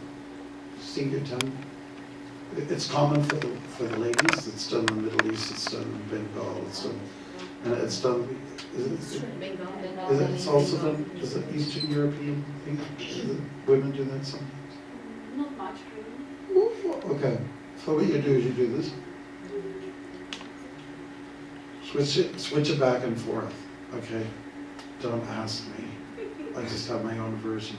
But usually the women do this at the height of a kirtan, or when there's some ceremonious thing going on, some procession, and it's done. And it's Prabhupada actually, there's some quotes here on ululating and how it was okay to do this. Okay. Rajivna Prabhu, who traveled with Srila Prabhupada as a Sanskrit editor, went around to the ladies saying, Srila Prabhupada wants you to make the ululating sound the ladies make in India. We didn't know how to do it. However, we wanted to please Srila Prabhupada, so we tried. And that's from Maya Devi Dasi's book. She's from New Vrindavan days. So, the city, who's good at this? Do you have any people who are good at this? Anybody from Bengal? No? Even the boys now do this if they're from Bengal. Anybody want to try? You all know what we're talking about, right? Do you any time knows how to do it? It's pretty good.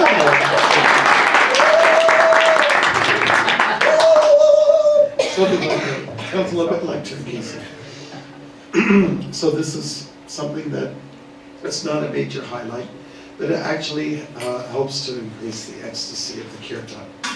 Okay. Now we were going to talk a little bit about positioning of players. So I'll start, contribute on that a little bit. Our experience is that when you are sitting down for a bhajan, or even if you're standing up in the temple or in a public place, how people are placed is really important in terms of getting involvement, getting interactiveness, making people feel inclusive. And sometimes we find like a curve works really well. Now, one thing that people find a little odd when they come to our temple, when you think about it, you come to a temple and there's an arti going on, there's kirtan, you see a bunch of backs. And they're moving every which way. There's people going like this and that, and you're not quite sure what to do, what it's all about. So it's because the devotees are addressing, they're serenading to the deities, right? But the deities' gates or doors are not always open. And if you really want to make the limelight of the day the sound incarnation itself, it might make sense to sit in a circle, or a semicircular at least.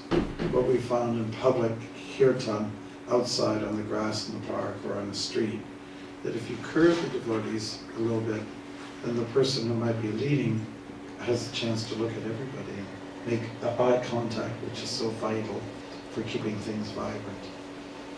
And it also checks you from not being in your own little world. You have to be very much with it. Again, if we give the examples of the Rolling Stones, they're well practiced, rehearsed, and they'll kind of nod, okay, Keith, let's go, or like this, with their guitars. It's back. It's about body language and eye contact. Like it's not about being your own little universe. It's a little bit about everybody, inclusiveness once again. I was just going to mention that it helps when obviously you're sitting nice and close to one another because you're allowed, it gives you the opportunity to communicate with one another. But what was I going to say was that, sometimes we've seen in Kirtans that, you have the singer here and then the kartal player all the way in the back of the room. And obviously no communication, but you'll actually notice that that person over there can be completely offbeat. They have no clue what's going on. They're in their own world, you're in your own world. And again, it doesn't allow for any consistency happening in the Kirtan. As well, I was just thinking right now that, when you're on Harinam, for example, it's nice to have everybody together. You're dressed really nicely. There's uniformity. You look put together. It actually looks nice too. It can be very appealing to have all the Kirtan leaders, the accompaniers, the dancers all together. And sometimes when you're in those situations where it might be an outreach opportunity or in Harinam, put some thought into how you want to have everybody set up. It might just take that 1 minute to say, okay, Prabhu, I want you to stand here, Mataji over here, and have some planning as opposed to just put a bunch of Hare Krishnas together and just hope they stand in some type of form. So put some time and effort into it. It'll help, obviously, to look very aesthetically pleasing. I'm very particular about Mridanga players. I think Mridanga players have to always be conscious of where they are in the Kirtan.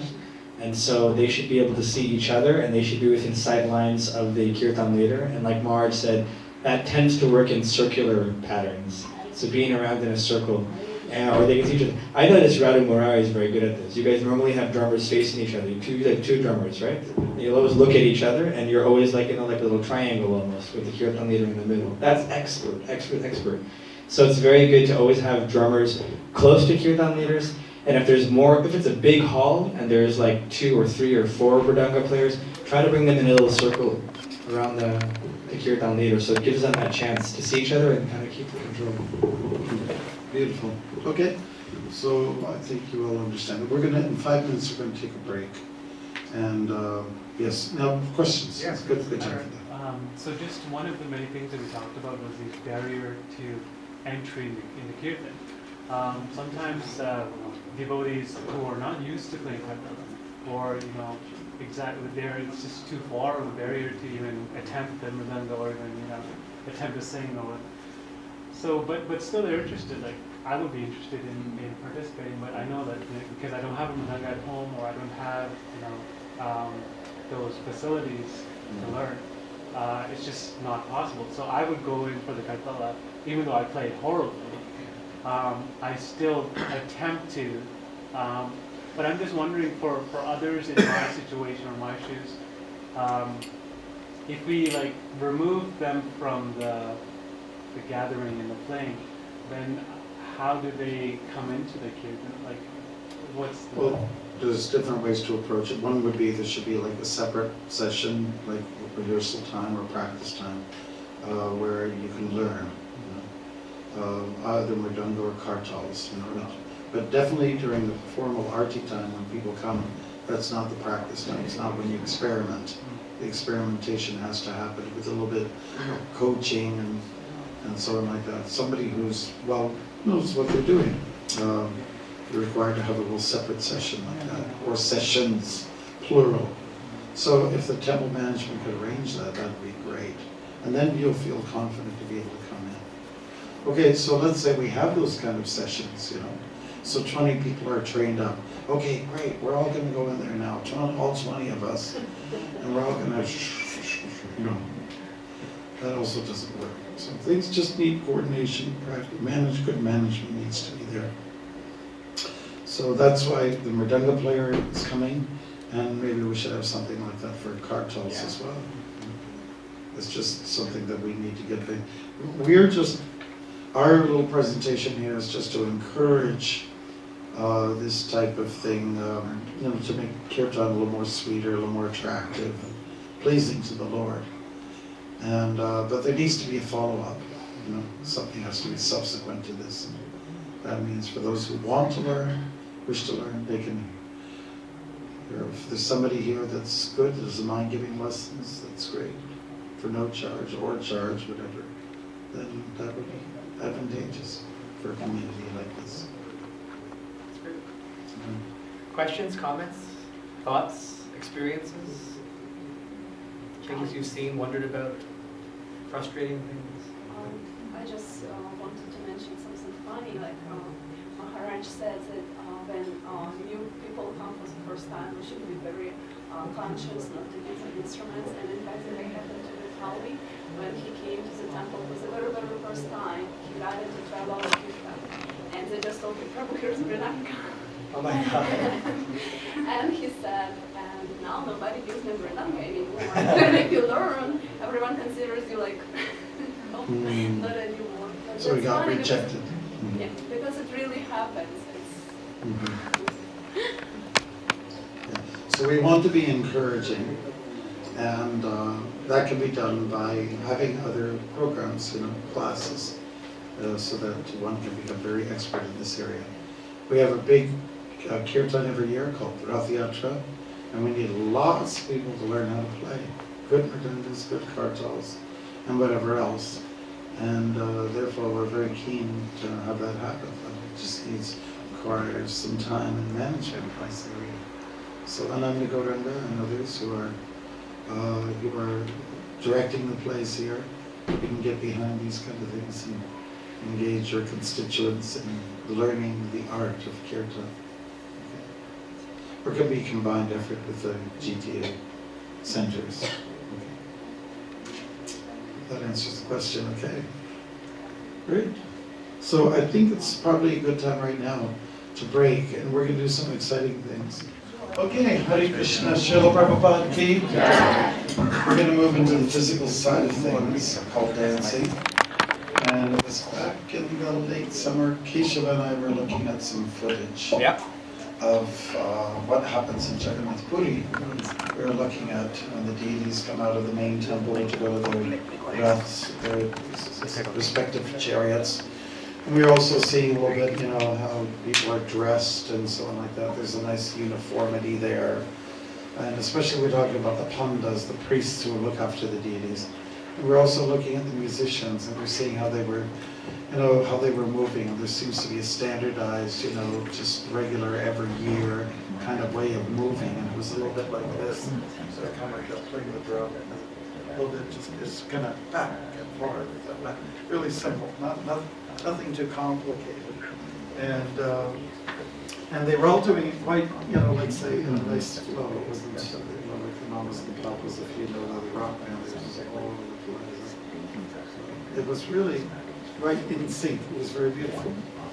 And so that was one demonstration that's traditionally done.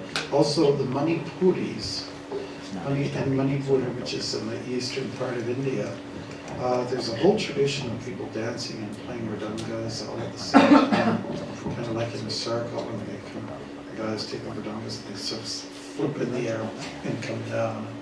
It's really quite nice, and that's where this kind of comes from. We're going to get a chance to do this. Back, forward and back, forward and back. We'll do those kind of things. And we're just looking to tradition. Just at the point that Marge made, we were watching footage. We spent like almost like a whole afternoon and evening looking at footage from Jagannath Puri, from the Rath Yatra festival. And the footage was really nice because during the big wide shots showing the millions of people, or the million people, like the hundreds of thousands of people, you could pick out the groups that were dancing. Because you see the groups that are just standing and just doing their thing. But there was this cool look of those circles of those who were dancing. And like Marge gave a nice little demonstration. Either they were drumming or they had the big judge as the like walkers, and they had this kind of bob. And it looked so cool from a distance, actually. So this rhythmic dancing in unison, en masse, is very powerful, actually. It's a very, very pleasing to the eye.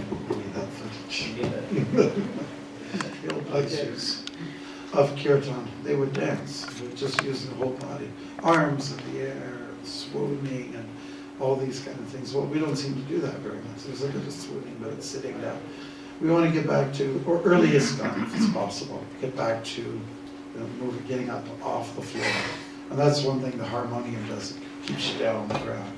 You eliminate the harmonium, get back into the tradition of Kirtan and the kartals, you'll see people will dance a lot more. And again, I'm not canceling out the harmonium, it's just, it seems to be that instrument that's keeping everything down. Maybe build let's say a structure, so you plop that on top so the guy can, and everybody can get into it, okay? So I'm not sure where this is located. It looks to me like, I imagine it's probably a place like Delhi. They look like Delhi people, don't you think so? And they're having a good time in circles.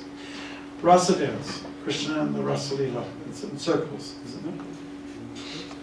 And our indigenous people, they did things in circular fashion. It wasn't always, just like flat, straight.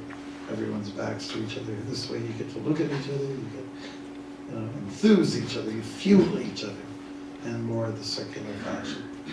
Okay? So, okay, this moves, does it? No, we have some clips that we can show. Okay.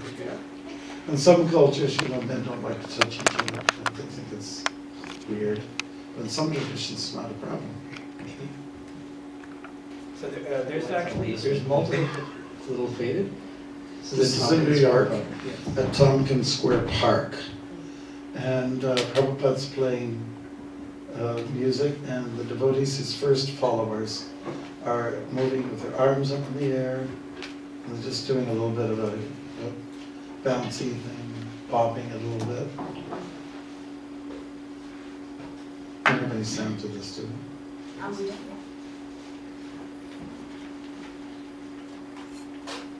And this is a place where a lot of beatniks used to hang out at. That's a group of people who were kind of off the grid of the establishment. And then also many new immigrants were in this neighborhood. It was a mix of people. And so they were very curious to see this Swami from India doing his kirtan, see how intense Prabhupada is. And some people are just looking on with curiosity, and some people are just getting into it, getting involved. In New York, it was mostly young men that came. They were having prasadam with Swamiji, as they called him. When the devotees went to the West Coast, then it started to be couples, and women started to participate as well. This is a Golden Gate Park, and you can see the motion. Maybe it's better this way. Because when you just look at the visual, then you get a better idea about movement. So they're all holding hands, going in a circle, having a good time. Some of these kids are just having a wonderful time, getting high on the holy name, and some of them are high on other things while on the holy name. Okay, but they were looking. This is the temple. This is it's in London, the famous Rathayatra where Prabhupada was leaping in the air. It's arms up. Arms for putting up in the air indicates surrender. Of course, you can only do for so long because the blood starts draining down.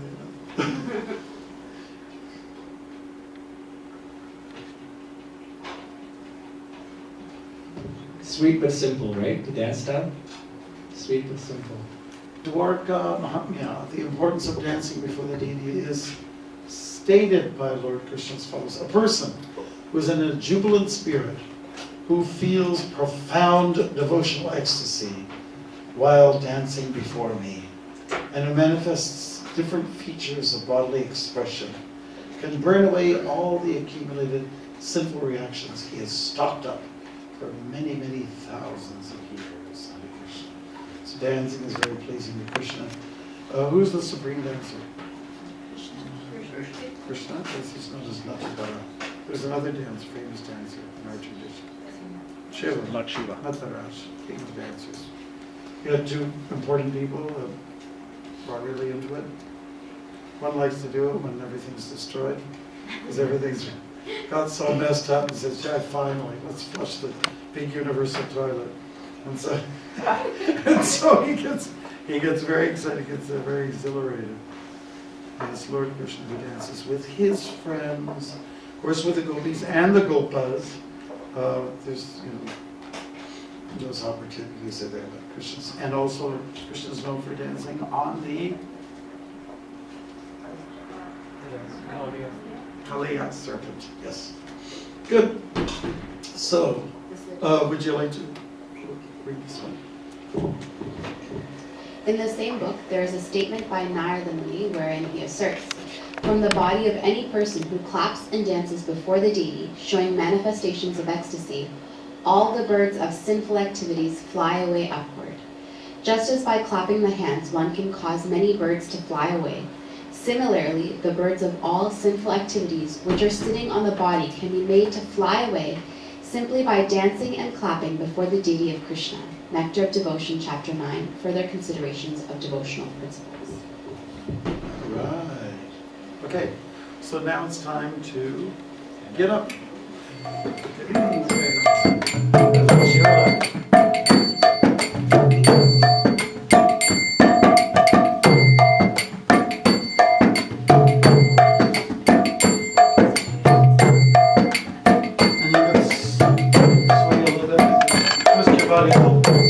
Arms up in the air now. If you're down here, you're half. Okay, if you feel your blood draining, you're normal. And you can actually do a little bounce.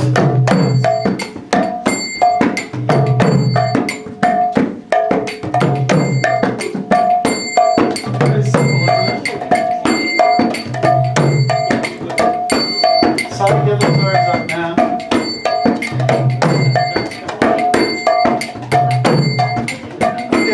Simplify it, okay? And double time it. Okay.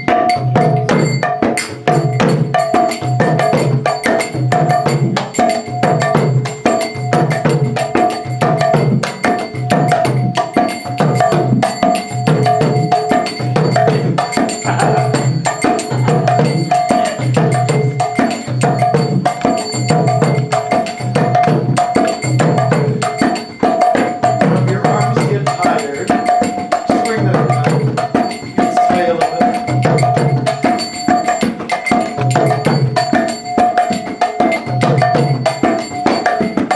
We're going to try to stay the same way now. This way. To the left, to the right, to the left, to the right, to the left. This is right, this is left. Right, right,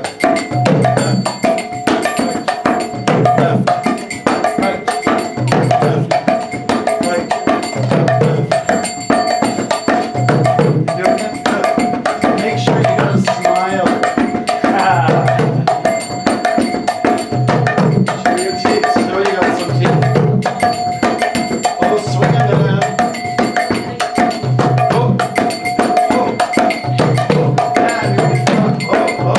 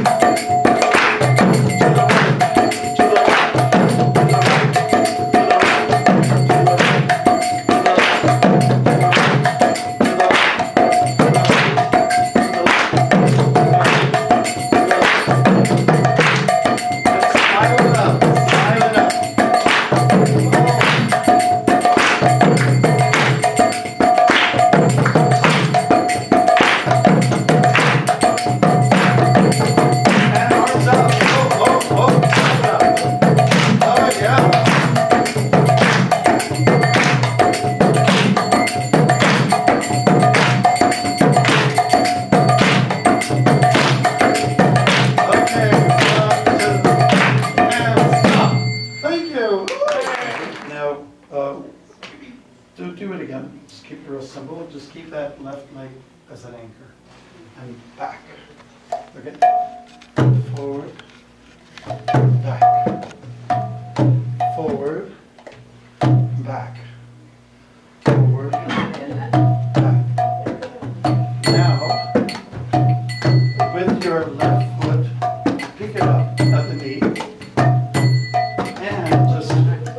off the ground. Like a little skip.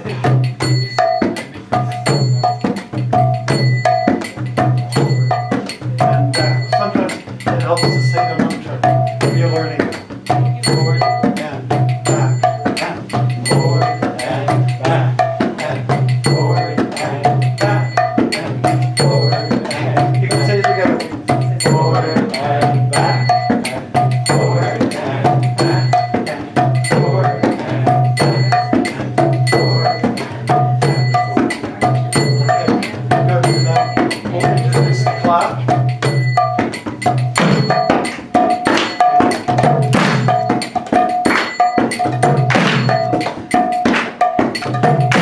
Just in the front, when you're forward, clap up when you're forward.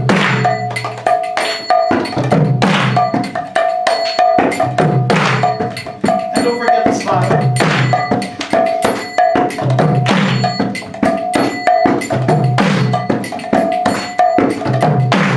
Okay, and what we're going to do, we're going to do something interesting.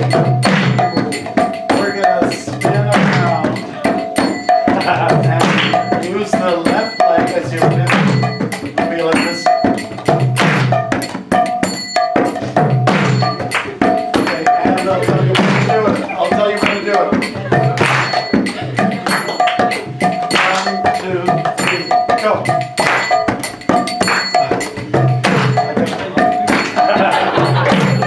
Someone's still spinning.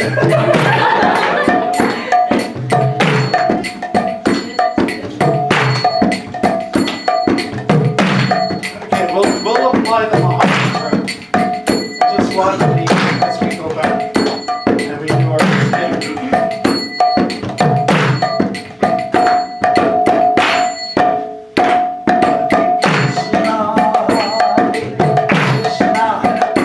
Krishna, Krishna, Hare Hare.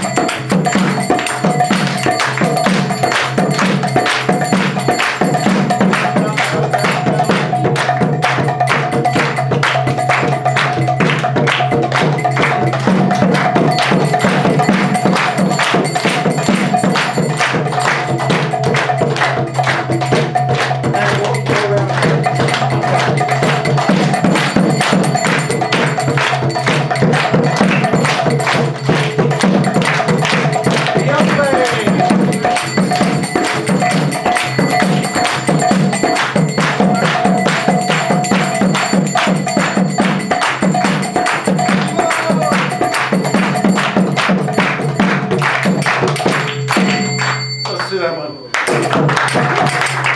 Awesome.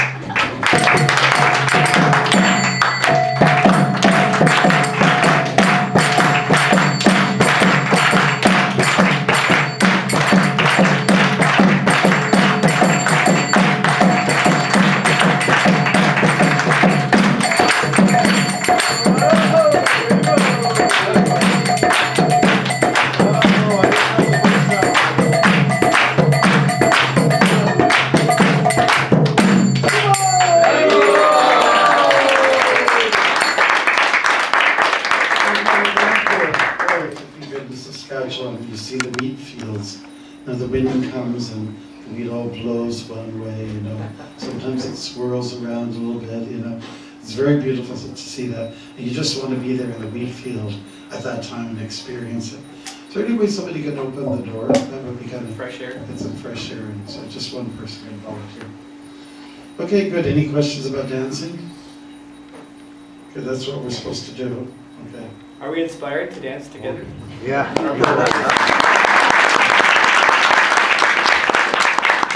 And you're going to find out there's always going to be in any group of people, wherever there's maybe 25 to 30 people, there's always some trailblazing kind of person there.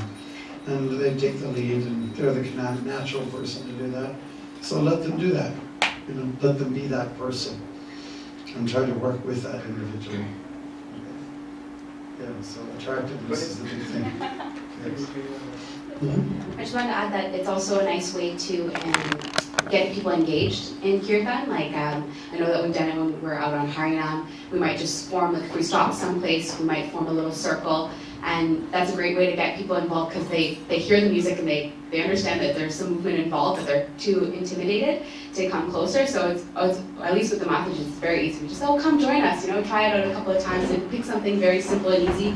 Even if it's going around in a circle, it really gets people engaged and not just, again, to the point of being inclusive to everyone and anyone, that they're hearing the Mahamantra and they're also being part of the dancing as well. It's so wonderful, like when I was in Brampton, of course they have a little bigger space, but we were having in Kirtan, we had like 4 circles happening simultaneously. It was like, look, from another world, another planet. It's totally gorgeous. Actually, if you think about it, when we are honoring the Lord through the Arti ceremony, we're taking darshan of the Lordships, right? And what greater way than to honor the Lord than to use our voices and sing? And many of us in most of our temples, we get caught in this kind of stone-like, we're taking darshan of the Lord, like we're fixed and we're not moving. It's about my darshan with their Lordships. But actually, the most pleasing thing is to dance and celebrate and sing and dance together for their Lordships. Just like when we dress to come to the temple, right? We're not dressing for ourselves to look good in the mirror. We're not dressing for our friends or our partners. We're dressing because it's an occasion to come take darshan of their Lordships. So what better way during the Arti, when there's Kirtan happening, but to dance together. This is your jubilation, showing your expression of love towards your Lordships. So it's a great thing to think about when you're doing in the Arti. Not everybody will kind of go with it, that's okay, but if most of us can get into the dance, coordinated dance, it's a beautiful way to honor their Lordships. Thank you. And when you dance nice and work up a good sweat, Prashadam takes on a different meaning.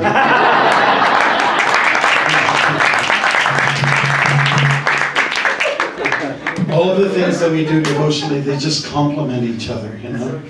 And Prabhupada's idea, you know, this is true. When he was in Chicago, he was talking to a lieutenant from the police department in Evanston, which is a suburb of Chicago. And Prabhupada was just saying, give us some halls, give us some buildings. And you know what were we supposed to do there? Well, we were supposed to invite people to come into those halls, especially young people, to come in and dance and to sing and to have some prashadam. And that's it, nothing more. No drugs, no intoxication, no sexy things, just have a real good time, you know, engaged in this kind of thing. What we did was get kind of folksy, you know. It's for folks. It's wholesome. It's clean. There's nothing, let's say, self-centered about it. It's really very much about, I guess you say in Punjabi language, katai, togetherness. That's what, did I say right? Yeah, right. Okay, I'll need some lessons. Okay, good. So I guess that's that. We'll move on to harmonization. Srila Prabhupada did make some statements about how he didn't so much care for it. That doesn't mean he was totally against it. Devotees he was really trying to get everything to stay simple. He wanted people to follow the leader and not to get so far off track once again. But there is a beauty to harmonization. The way that we're applying it here is people who are using no instruments whatsoever. You can chant very nicely. We have a place in ISKCON where instruments don't work. It's in Prabhupada Samadhi Auditorium, the Pushpa Samadhi in Mayapur, where the acoustics are so terrible, the only thing that works is voices. And you have to be nice and slow. So we have a chap who just shaved up in Montreal, and he's an opera singer, he's a professional, Dustin Curly talked to you. So he's all excited. Bhakti Swami, I'm going to India. This is what I wanted you to go 3 years ago. Well, now I'm going. And I said, I have a place for you. So what we wanted to say is that voices have power, and again, giving some, let's say, attention to the voice as opposed to the other instruments that are using kirtan. The instruments aren't always needed, and we're going to give you some examples of this. We'd like you to close your eyes. Yeah, close your eyes on this. And we don't want you to look at the screen right now. We actually. Okay, and we'll just listen to the sound of harmonization by Mombasa, the audience halls, wherever they go.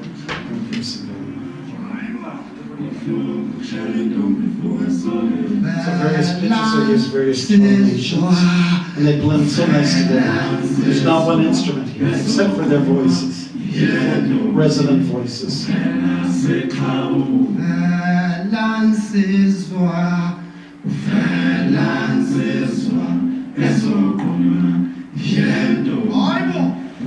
Haribo, Haribo.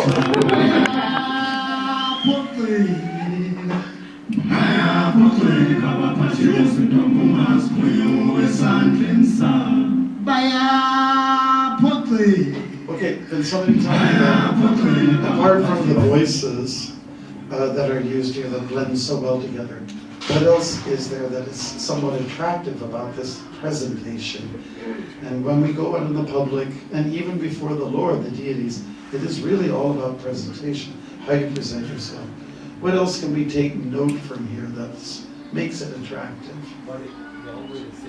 Body, yeah, the movement of the body, and how they're all synchronized, they're pretty much doing the same thing. Anything else? And also, yes. The position of how they're standing. The positioning, okay, good.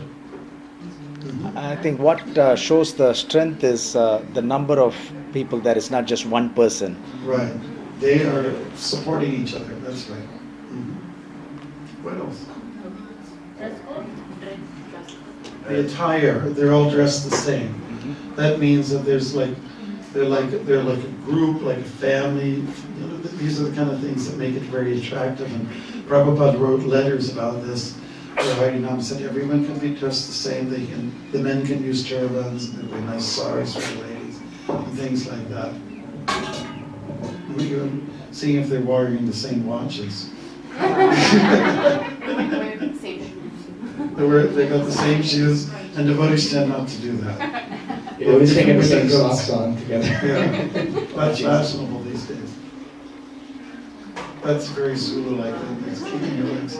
So we're not saying that we should do that. But the point is, we're demonstrating, we're showing you how they're a group, they're united. They are one, Gregorian chants, where there's men singing here in the monastery.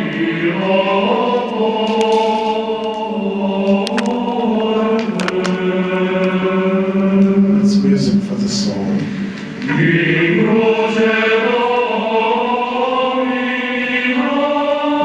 Start to sound like this at our kirtans and saying, we don't need martinis.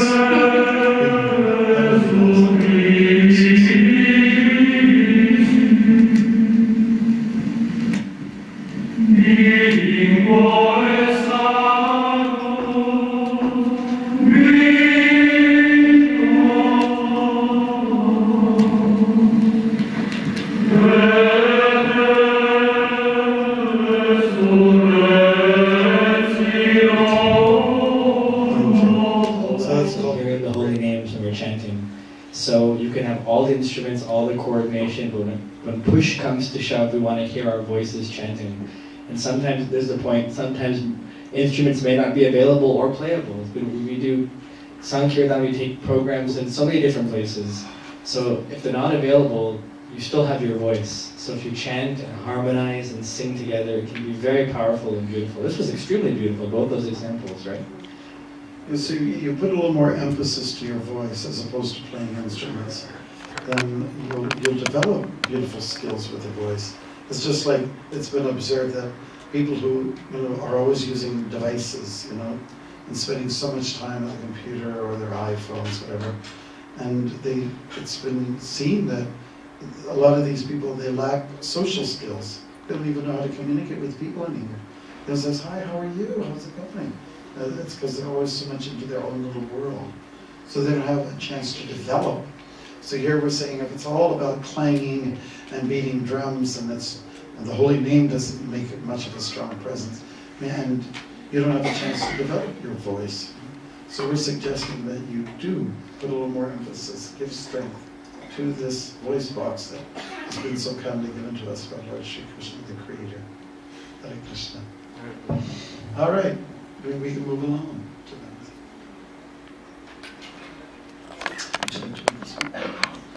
This is to Mukunda.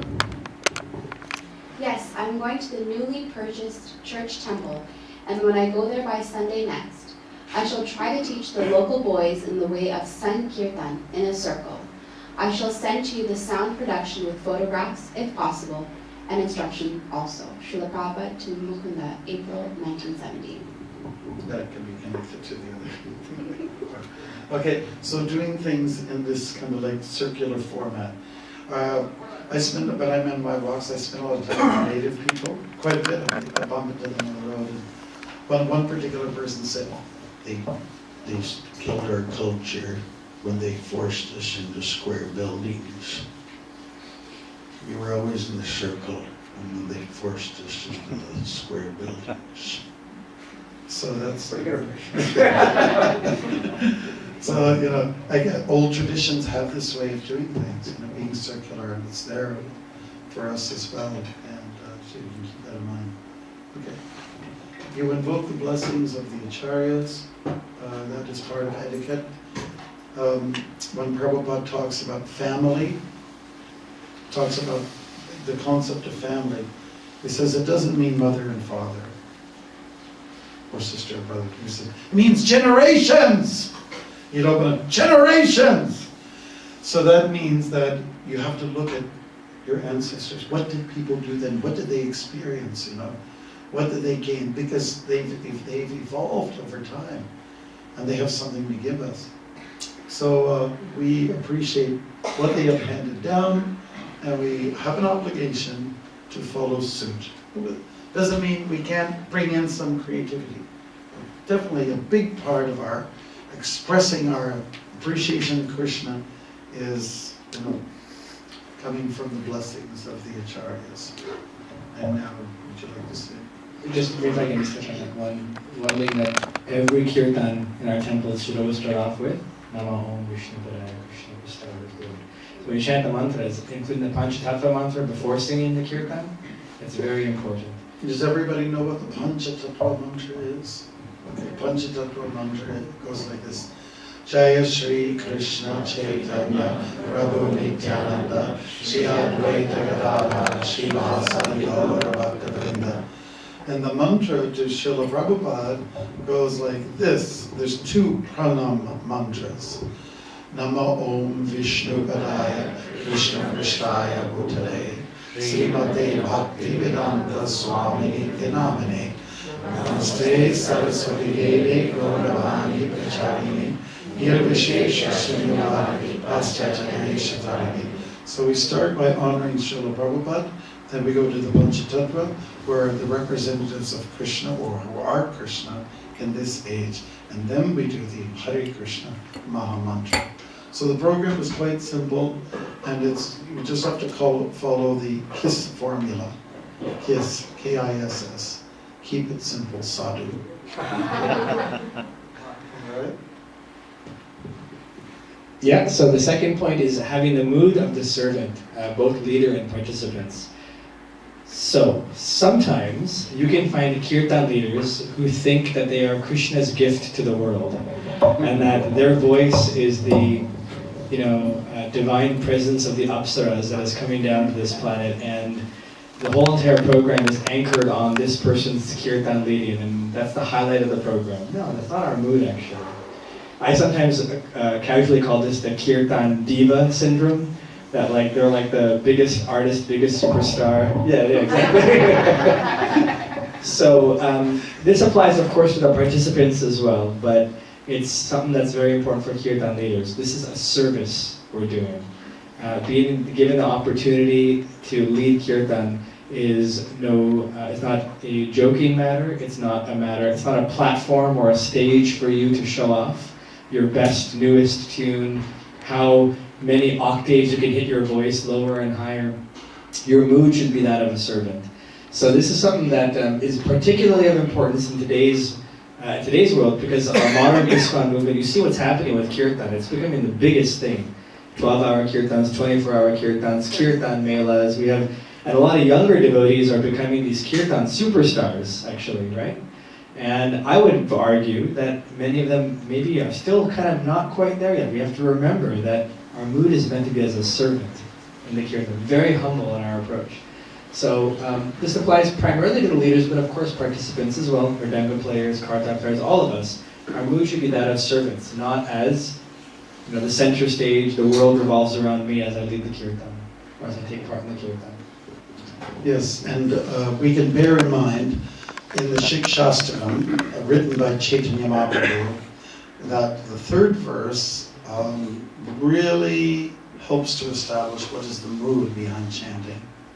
So it goes like this: Tarinada pisa nijina, tarora pisa ishkina, amanina manadina, kirtan isdahari. That if you want to, have endurance as far as chanting is concerned, that can only be accomplished if you chant or approach the holy name in a humble frame of mind. One should be more tolerant than a tree. One should be humbler than a blade of grass. One should be ready to offer all respects to others. In such a state of mind, one can constantly chant. So it's not about ego. It's not about me. It's about Krishna. And since I'm part and parcel of the Lord, I get included into that, being the recipient of the chant.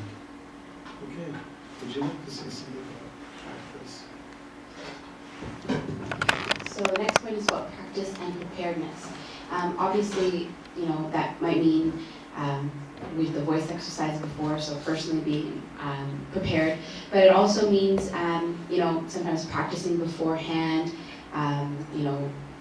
asking other devotees who play mridanga or kartals to help you accompany and, being practiced together. It's one thing to just, be thrown into, say, at the Toronto Temple at 8 p.m. Aarti and you haven't practiced, you have no clue what tune you're going to sing, you're not even sure if you're going to have kartals and mridanga players, and you're going to be singing in front of the deities, most importantly, and also the devotees or people who are coming for the very first time. So put in some time and thought into how you're going to prepare, and it helps when you're also part of a schedule you can think ahead of time to, okay, I'm singing on April 30th, so I need to remember. But yeah, it just helps you, and it helps you focus more on the mood that you're trying to channel, as opposed to sitting in front of the microphone going, okay, what am I going to do, and completely forget about what mantra you're singing or who you're singing it for. So it always helps to be prepared in that sense. Yes, sometimes we've had the experience where we see there's a little confusion. First of all, somebody might show up late. It's their time to do the, so that's not preparing yourself. You should be there ahead of time. If there's instruments involved, fine tune those. Tune the mridanga if it needs it. Pick the right pair of kartals, etc. And know when it's you who is leading or not. We've had people almost like into a fist, like, it's my turn to chant. No, it's not. It's my turn. My name is on the list. So-and-so said it was my turn. No, it's not your turn. No, that's not preparing yourself. Not setting a nice mood. So there's a lot to be said about, getting yourselves ready before the kirtan, not midway through. Oh, where's the mridanga?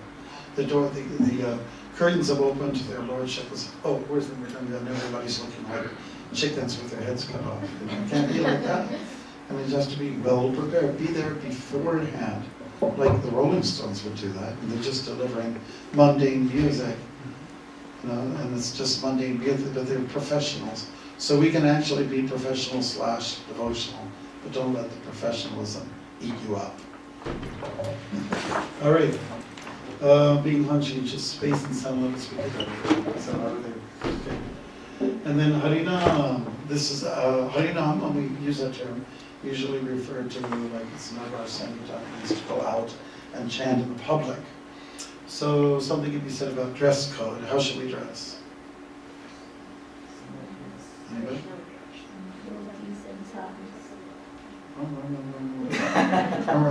After we just did some voice exercises. Okay. Put up your hand if you know the answer. Yes, Natali. Thanks for joining us from Detroit. And devotees and saris in the spiritual world. Yes, what's preferable is to be in traditional garb. It's preferable. It's not absolutely necessary. Sometimes I find that it's nice to have a blend. If everyone is all in the traditional garb, and then others feel, well, I can't go in there because they're an exclusive group. But if you have somebody who the one big kirtan I had more recently outside was that Thanksgiving Day. Okay. No, Halloween, in Miami Beach. Hare Krishna. Dress code, it would be a good idea if some people had some dress on.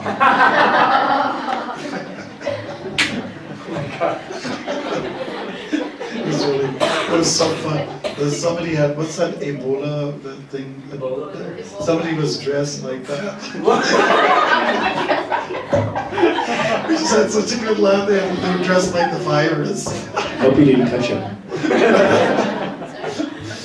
But you know, we should be neat and clean. We should look kind of like Brahmins, like we're nice people. You know, it's not like they're, you know, we haven't visited H2O for a few weeks. Everything should look nice and neat and pressed, and nice, and not eccentric and wild. Okay, so cleanliness is the other thing, and respecting the public. If, you know, maybe you're chanting in front of a storefront, and the people are trying to get their business going. Maybe it's not a good idea to be there. You're not respecting them. Maybe the cartel's a little too much. People are going like this. It means you're doing something wrong. It's not. If they're not the problem, maybe you're the problem. Okay, you have to consider it like that. And chanting parties. What do we mean by that? Just after that, just chanting parties. Okay, have a chanting party. Have a party. Probably the most attractive thing in a Harinam, even in temple programs, is Maharaj is making us theater arts workshops. And you were trying to do a dance number, and I always take some example from the old classic, The King and I. So they did an oriental rendition of Uncle Tom's Cabin, and the dancers said, "We have happy, happy, happy people." So I get everybody to do that. So maybe you could do happy, happy, happy people. So happy, happy, happy people. You have to kind of like, let's say, exaggerate it in order to get it to like a normal, decent level. All right, we'll move along. So Maharaj, one question from the previous slide. So only if you do happy. We are happy clappies.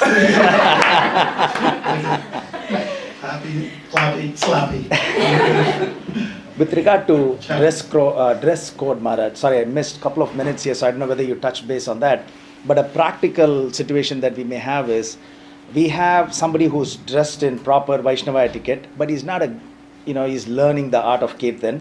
But then we have a regular Kirtan singer who's come, but he's come from work, he's wearing jeans and shirt. So do we have a preference? Well, it's always good to be prepared. Preparedness is good, but if for practical reasons it can't be like that, it's better that somebody's out there chanting instead of no chanting. So, no, you got your jeans on. No way, get out. No, that's not encouraging. So we want to be there. If somebody's willing to be there and said, hey, I just traveled from. If somebody's willing to come like that with a hard hat on, we don't mind. But it's always good to be prepared. Look like you're part of an exclusive group. Okay, let's move on. Harinam versus Temple Kirtan, what's the difference? Okay. Public appeal, only for Harinam Sunday feasts and festivals. I think I had these in Calgary. I'm sure that. Oh, I see. Did we cover it already? Yeah, I think we more or less did. So you're going to find that our particular approach to Kirtan in a temple might be a little different from outside. Like say, I'll give an example. If we're going to get, like 8-year-olds in a room to start to chant, your approach will be, maybe you'll have a piano in hand. They'll understand that, or a guitar. If we're going to go to Africa, into a village in Africa, where people are, simple in their lifestyle, maybe it's a good idea to bring some djembes in there. Maybe they'll really relate to that. And you'll have to make it really, it's got to be a lot of drumming, and everyone will just go, wild, man. So, really have to look at the situation, and in order to make it work very well. You have to look at your audience, and you have to see what's the circumstance here. Okay? That's really important. And let's say if you're going to a temple with the South Indian community asked you, well, they used to be very sort of, sedate and so on like that. So slowly you can bring them up to the point of ecstasy where they can show they're happy, happy, happy people. Okay? Yeah, so it really depends on your circumstance, what it is. Like at the fireworks program in Vancouver out there in the summer, we get people to dance. They come in, or like the New Year's Eve program at the Old City Hall. We just, any old dance will do, any old drum will do, or whatever works. By hook or by crook, Prabhupada used to use that term. And crook doesn't mean like a criminal. Crook is like a device that opens up bottles or something. So we might get the wrong idea. All right, don't be a crook. Okay. Similarity to focus. No Trinada. Following the footsteps of the previous teachers. Okay, this is something that really is close to the heart. Okay, what's cool, what's not, and what you might get away with. Okay, there are certain mantras that are chanted that have become very popular, which Prabhupada did not introduce. We could go one at a time, Maharaj, yep, and then maybe we can ask the devotees which one they think it is, then we can elaborate. Okay, Sure. Yeah. You can try it? Yeah, you go for it. Yeah. Okay, so first one. It says Jaya. So to elaborate a little bit here, what this means is when you hear Jaya Radha, Gopi Vallabha Radha, Gopi Vallabha Radhe, and then the devotee decides to keep going.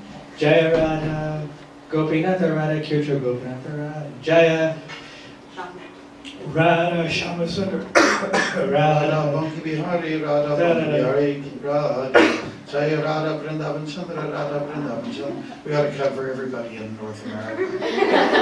India will cover all Parikram in North America, and then Parikram in India. All the 500 million deities in all of India. Jaya everybody. So is that cool, or is it not cool, or can you get away with it? What do you think? Some people are saying, some devotees are saying you can get away with it. Any other thoughts? Is it totally cool? Is it totally uncool? So I think the context here is, we're standardizing and whether we have time, because everything is name of Krishna, so it's always glorious, but then, within your stipulated time, what can you chant? And excellent, yeah. Very good answer. And also, if you're going on Kirtan, how much time are you allotting to the Mahamantra, right? If you're going out on Kirtan to the different temples, how much are people hearing about the Hare Krishna Mahamantra? And if a layperson is in the audience, they don't know who Banki Bihari or Radha Gopinath, they're not understanding that at all. So this one actually falls in the category of... Well, what do we say about this one? This one is what you can get away with. What you can get away with? Yeah, because Lokanath Swami, one of our godbrothers, who likes to do lead kirtan, He asked Prabhupada, he was in front of an altar, said, Prabhupada, is it okay to chant Jaya to each deity? You know, he said, yes, you can. But Prabhupada's remark was about we must concentrate mostly on the Maha Mantra. So one thing is that what you're going to find if you kind of like even up, oh yeah, you can go ahead. Then people will spend the whole 2/3 of the kirtan do Jaya this, Jaya that, Jaya you, Jaya me, and then what happened to the Maha Mantra? Well, you said it was okay to chant Jaya. So it falls into what you can get away with because, as an undergraduate, you very nicely said, conscious of time, you want to spend more of our time on the Maha Mantras. So yes, you can chant the names of the local deities, if you have Jagannath or Nrsimha, or you can do the deity, but then try to get back to the Maha Mantra. That's the key. And here's another instance. You know, devotees were chanting with Lokanath Swami leading. He says, Nitai Gaur Haribol, so many Haribols, Nitai Gaur, and Jaya this and Jaya that. And Prabhupada said, don't do that again. And somebody had asked him about the Panchatattva mantra. And Prabhupada was saying that, they were going Nityananda Bol, Hari Bol. I don't think that's on our list. Yeah, I don't think it's on our list, but you have a written thing. Yeah. So I'll just finish and then we can revisit it again. Gaur Nityananda Bol, Hari Bol, Hari Bol. And somebody asked Prabhupada, how is that okay to do that? I said, well, you can chant that, but I will chant Shri Krishna Chaitanya Prabhu Nityananda, Shri Advaita Gadadhara, Shri Vasadi Gaura Bhaktivinoda, and I will go back to Godhead. So that makes it kind of clear, right?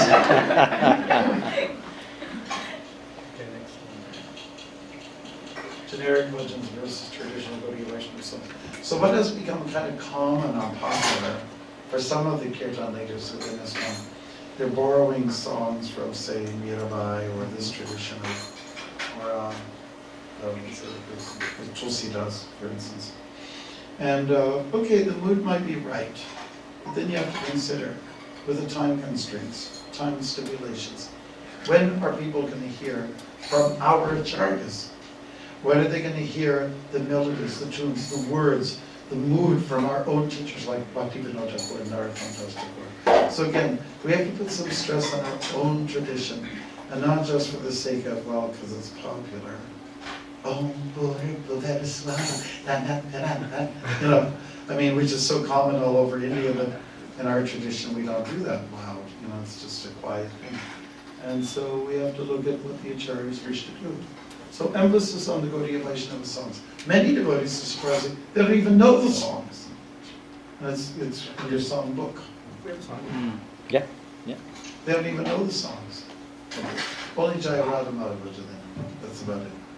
So I think, Maharaj, you answered the potential question that we had, Manmohan Prabhu had that, because in this case, you had mentioned our own devotees may want to chant some other bhajans, non-ISKCON bhajans, but also on rare occasions we see somebody from outside, they would like to come and, sing a bhajan which is not part of our tradition.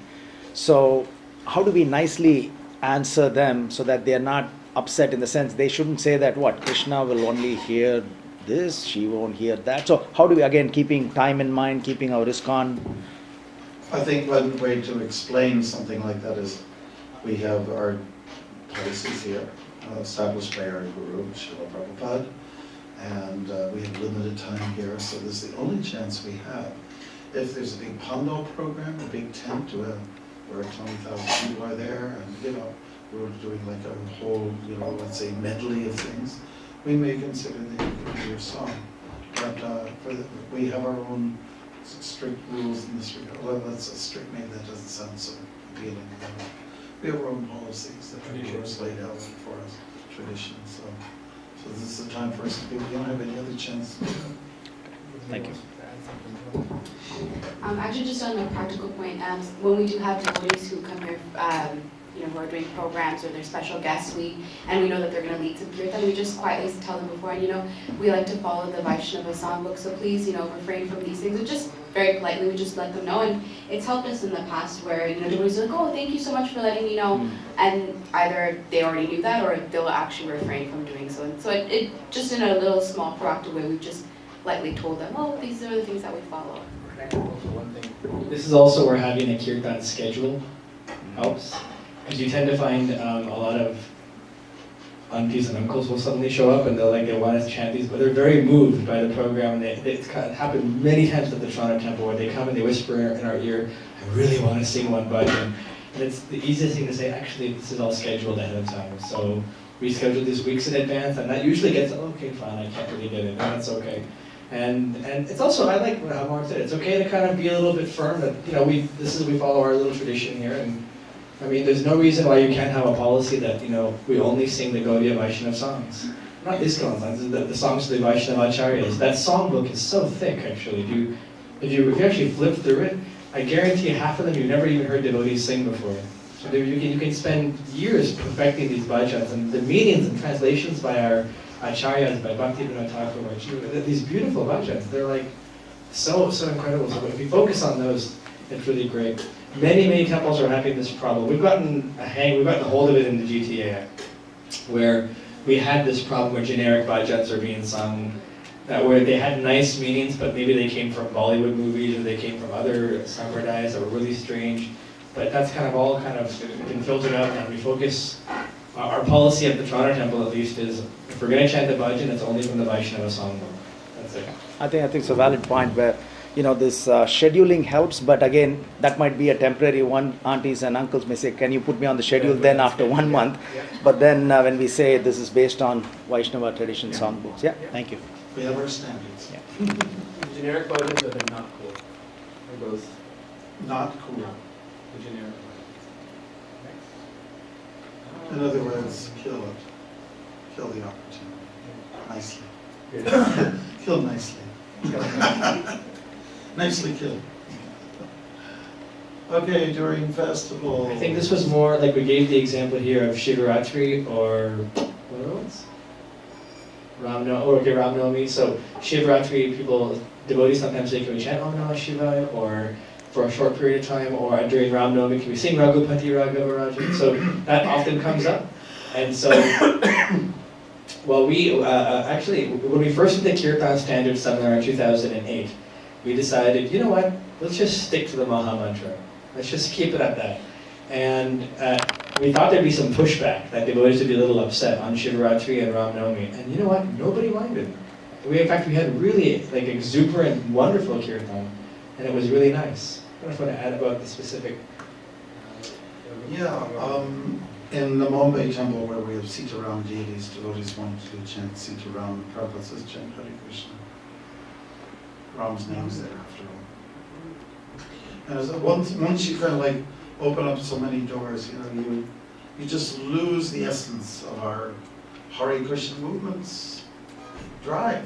You just lose it. So that's why we avoid those things. It's important to know. Oh, sorry, throw out a question.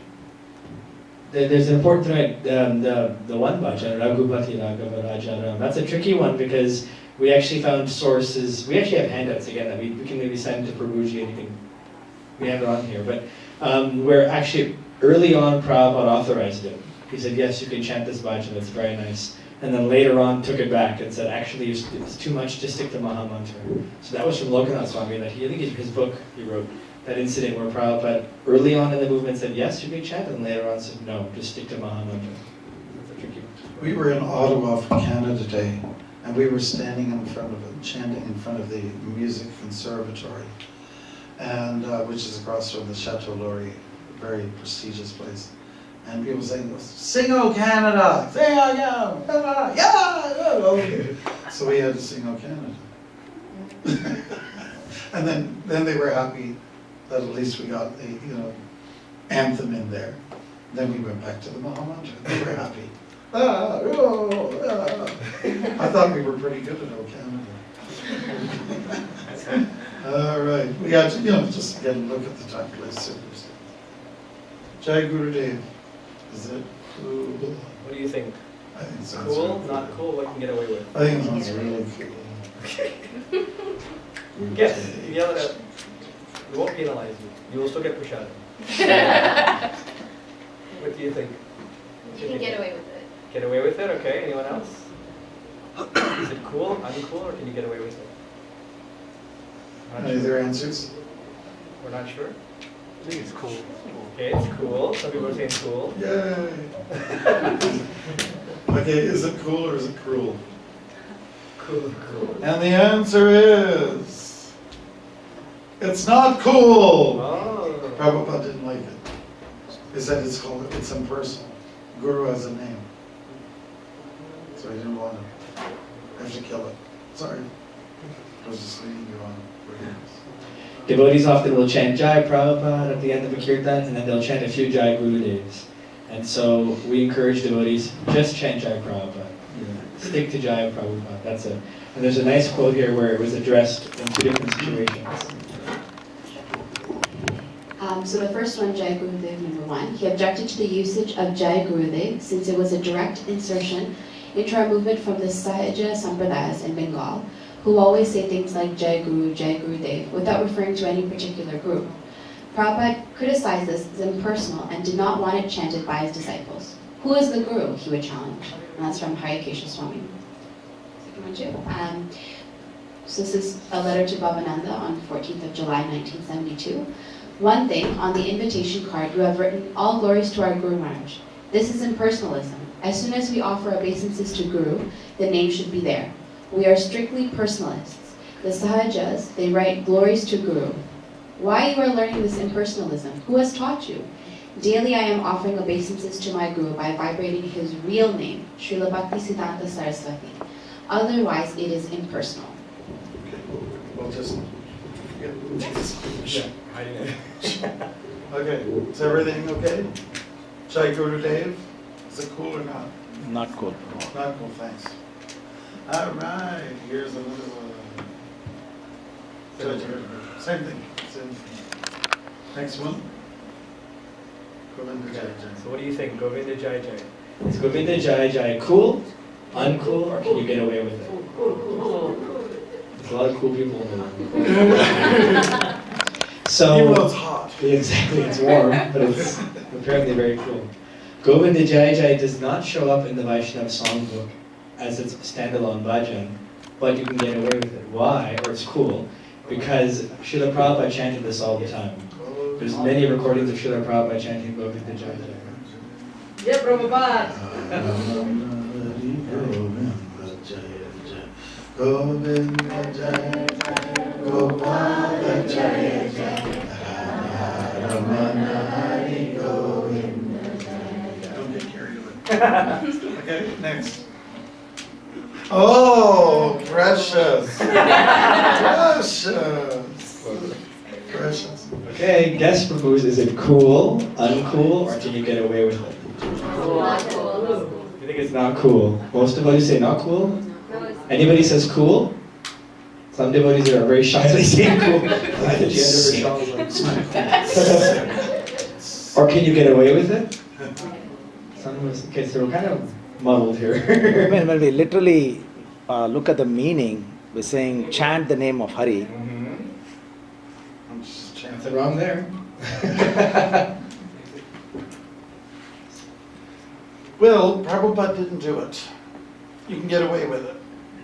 But Prabhupada never did it. Do you ever hear him on a recording? Do you hear it? Never. That was introduced in 1974 when devotees came back. And I didn't understand what they were saying. He said, Nita, go. Nita, go. Hari Bol. Hari Bol, get your bowl. Eat the porridge, Hari Bol. Go and sing Kirtan, Hari Bol. So this is an example where even though Srila Prabhupada never chanted Haribol, you don't hear any recordings, and there's actually stories where Prabhupada chastised his disciples for chanting it too much, that even though that was quite firm, it has kind of weaved its way into ISKCON's kind of vernacular, or the way we do things now. It's very common. So it gets categorized in what you can get away with.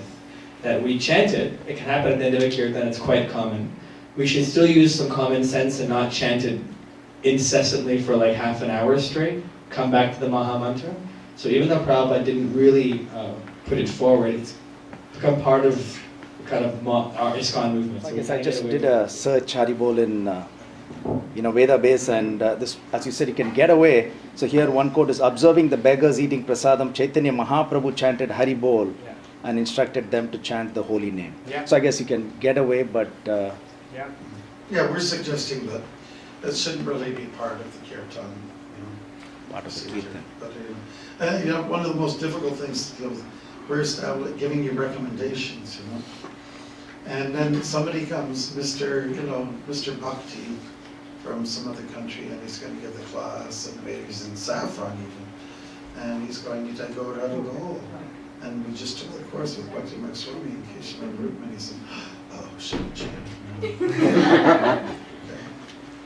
And the answer would be, out of etiquette you can help out, but it's might be an idea to tell people ahead of time how we do if you can lead Kirtan, which we got a few policies and changes and that, if opportunity arises. But don't get too confused. This is the age of confusion. Don't get too confused. Don't get too caught up in it all. Main emphasis should be on chanting Hare Krishna, in whichever accent.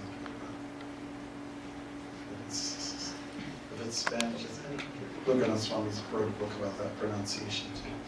Okay, so we've made this point. I think we're going to move on. Yeah. Chanting the holy names of Srimati Radharani. Radhe, Radhe,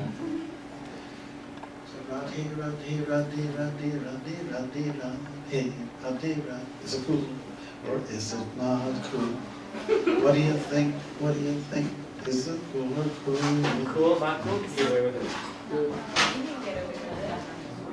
Mixed answers. Some people, most would say not. You're confused. It has to be with Krishna.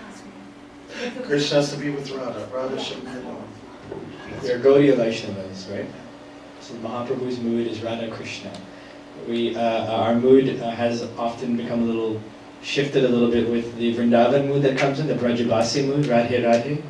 So this has been it's actually been really sensitive. If anybody has known or seen in the last year when the GBC passed this resolution that the focus should be on Radha Krishna, not just Radha, actually caused many devotees to freak out. They had a hard time with this for some reason, but it's actually very common sense, Radha Krishna together. We chant Hare Krishna or Radha Krishna. Good, good. And then, so these are resolutions that can be made available to you. Gender Kirtan generally means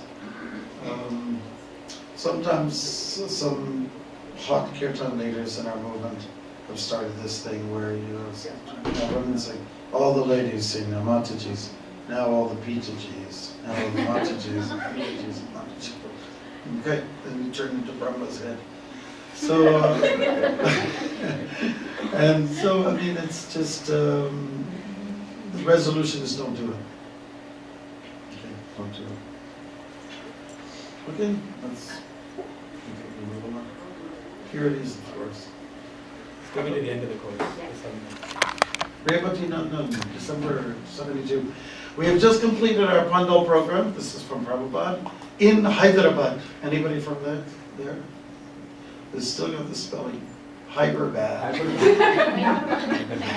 I know Prabhupada's been to a lot of places. Places on other planets. Hyderabad. And it was very, very successful.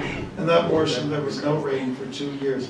But due to the Sankirtan Yajna, the rain came, and everyone was happy that we came to make it rain. Yes, because there was purity in the chant. We generally sing 2 songs. This is bona fide. It is always mentioned in the Chaitanya Charitamrita, and it is accepted by the Acharyas. The other, of course, is the Mahamantra. Hare Krishna, Hare Krishna, Krishna Krishna, Hare Hare, Hare Rama, Rama Rama, Hare Hare. Bhaktivinoda Gauralocha Das Thakur. Songs by these personal Narottam Das. But these 2 songs, namely The Panchtatva mantra, Mahamantra are good. Cool.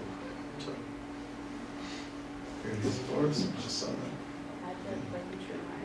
Yeah. Okay. Here's something super traditional by Bhakti Charu Maharaj, who chose this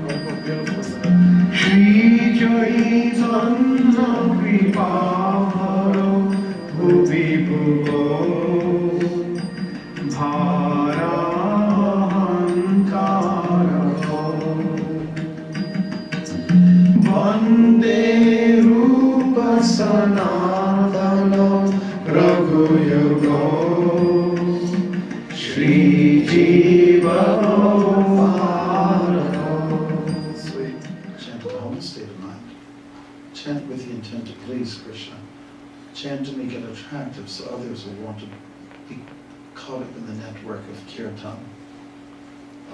Chant according to what the Acharyas have done. Chant with some rhythm, chant with some little bit of practice, some preparedness. And be successful. We want to let you know that online you can get this Ravina Swami. And Dravida and myself pushed this booklet together because there was a need to standardize things. So a lot of what we talked about is here. Harinam Kevalam. You can look it up. And if you have any more questions, don't feel shy about asking us. And what we want to do is to also establish some monitors. So we thought that Mr. Mr. Dian, any time would be one of those monitors. And one of the girls from the Vaishnavi. From the Rockettes. What is your name? Vaishnavi. Could be the established monitors. That is, if anybody's leaving Kirtan and they're finding maybe that the cartels are too overpowering, they'll just go to. Sweet. Very sweet, yeah, very sweet. Because devotees will get offended. Yeah, just you'd be surprised how sensitive devotees can be if you tell them to stop thing. Sunday going forward. So on the Friday, because it's in the evening, we sing one particular. We usually sing only the Gauda. So we keep that as a standard. And on Sunday, because it's during the daytime, it's actually at 12 o'clock. Yes. We want to standardize and make sure that we follow what is recommended. Currently what we sing is Samsara Dava, and we understand that it's preferred in the Mangalarati, though it can be sung in a different melody later on. But you also mentioned about what is being sung or what should be sung during the Bhoga offering at 12 o'clock. Very few people know that one. And so it's better just stick to the basics, so otherwise people will never hear, the Guru prayer as Prabhupada used to put it. And the Bhakti Siddhanta Saraswati Maharaj loved here.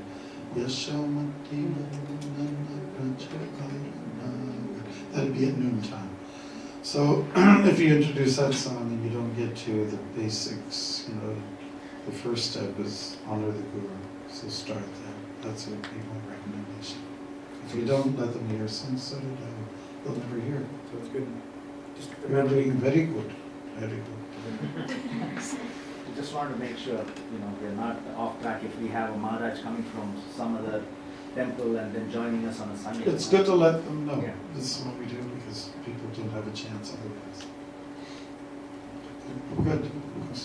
Maharaj, I heard in Tulsi Aarti, people, some devotees say Krishna Bhakti today, maybe, and somewhere saying Vishnu Bhakti. So There's some references to both, but probably I sat down with Dravid on this. He wrote a letter, said it's Vishnu Bhakti. Vishnu and Krishna are the same, so you don't have to make a big deal about it. You won't go to hell. Say Krishna. But I mean, really, it's just it's Vishnu Bhakti. You have to honor the person who, the author of these songs. It's not a, we can't change the words. If you start to do that, then you can change the Gita too. Right? So, where does it end? There's some popcorn on a string. We used to. When we were at Christmas time, we used to decorate Christmas trees with popcorn on strings. And they'd take a needle and thread and then put popcorn, and it looked so beautiful. Instead of the stuff made from China. Anyways, Hare Krishna. So feedback, anything. What was great? What was cool? What do you want to kill? What stood out? You kill us too. Anything?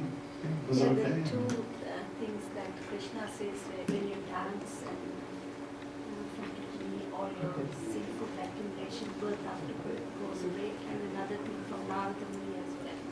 First time I heard that, because I heard that from someone else, and when I asked somebody, they said that's not true. About Narada? Like clapping hands and Oh, dancing in front of the yeah, you clap, but what's the sin is that when you don't clap in time. Just, you know, if you want to get on my dance, just do that for me. And I'll just not like you. Keep in time. Krishna says, I am time. It's all about time. Okay. Anything else? Questions, concerns, you're wondering? There's a great opportunity. Or feedback, or scenarios? We're on a world tour, you know. We're not coming back in 10 years from now. Yes, Maharaj, he wants to ask, in Scarborough Temple here, after the Aarti, we sing the Nishingadev Pranam. So some pujaris, after the Hare Krishna mantra chants and the pranams, they continue to do the Aarti with the Satal. So should we stop, have the pranams, and then do the incense stick, not the stick, the sense after? Argya, you mean the oil? Yeah. It's not under the umbrella of our topic so much. I feel it's just procedures and it's more to do with archana. Yeah. We can have a course on archana. In April, we what have to do, what not to do. Now there's a question because what happens, the pujaris, as soon as they finish the arati, then they will wait for the Narasimha prayers, Pranama. So then we heard from the previous pujaris who did that deity worship, the Lord should be waiting for that. So you have to continue. Keep the flow going. Yes. There's lots of details. Like today in the temple, we were doing Tulsi Aarti, and during the Kirtan, devotees were watering Tulsi as we do during circumambulation, and they were just bowing down, stopping the Kirtan. I said, Prabhu, before we start the there's 3 times you offer obeisances, 3 times out of 6 is pretty good, Why do we have to do it again and break up the Kirtan, keeping a nice flow going, instead of stopping and then. So I've seen people playing Mridanga, they stop, they stop playing the Mridanga to water Tulsi. Water later, man. And then they get down and says, why did you stop the Kirtan? Tulsi loves the Kirtan. So these are little technical things. And so we do weird things. Like there was one Prabhu who said, the last few days, I can't tolerate it anymore. People bring a flower around, these carnations. They don't have a scent. They lost their scent. They GMO'd them somewhere in the 80s. They don't have a smell anymore. So don't stick the flower up my nose. Thank you. No, and you're bringing the germs to everybody. It's hygienically, it's not a good thing. What we used to do in the old days, when flowers had scent, I'm talking about the 70s, not so long ago, before they got through the laboratory. The pujari would hand the flower and it would go to a senior person, that person would hold on to it, and then give it to somebody who really needed it. But all this passing around, and what I find is the arty gets so weird and confused. Somebody's going with flowers, somebody's going with water. It's all helter-skelter. Nobody's focused on the holy name. You can leave the water and the flower, whatever, later. Now, because the flower has no... Anyways, I'm getting off track. It's a whole course in itself. These twins drive me up a wall. There's a course happening. So in April, we have Jayananta Prabhu coming to Toronto GTA area. So we will have all these questions and many more answered at that time. Mataji's questions and Prabhu's questions. I can offer just one scenario that we've encountered since we've done the Kirtan Standards Seminar is you'll get senior devotees who will visit and they might break many of the rules we spoke about. Maharaj alluded to it earlier. So what do? Do we run out of the room and cover our ears? So the answer is just, our policy is we don't really go out of our way to try to correct senior Vaishnavas. So there's sannyasis coming into town and they're chanting bhajans or doing things. It's not our role to correct them. Maharaj, you should be chanting like this. We don't do it that way. We just say, they're senior Vaishnavas. We don't try to just copy like parrots. We still stick to our rules and standards in Toronto. That's the rules we follow there. And if there's other devotees who we have some relationship with, then we will maybe just pull aside quietly and say, Hare Krishna Prabhu, we don't chant these bhajans, we do these bhajans, or just Maha Mantra. That's happened a few times too. So for the monitors particularly, I would say just use common sense, judgment. Everything is done in a mood of humility when you have to kind of approach someone about something they're doing wrong. Be very mature about it. Yes. Don't go up to somebody, you're in Maya, Prabhu. You're going to hell, you're going to where it's hot. Okay, I guess that's it. Thanks for the feedback, for the comments. And we appreciate it. And don't be surprised if we bring this back 2 years from now. Yeah. You get new people here, and then we'll probably have some new people here who will be totally trained up to do this workshop. Okay.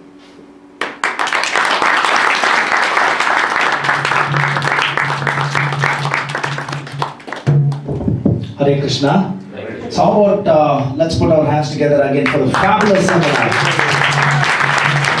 On behalf of ISKCON Scarborough, we'd like to thank Maharaj, Keshav Prabhu, Rukmini Devi Dasi from the bottom of our heart for such a wonderful seminar.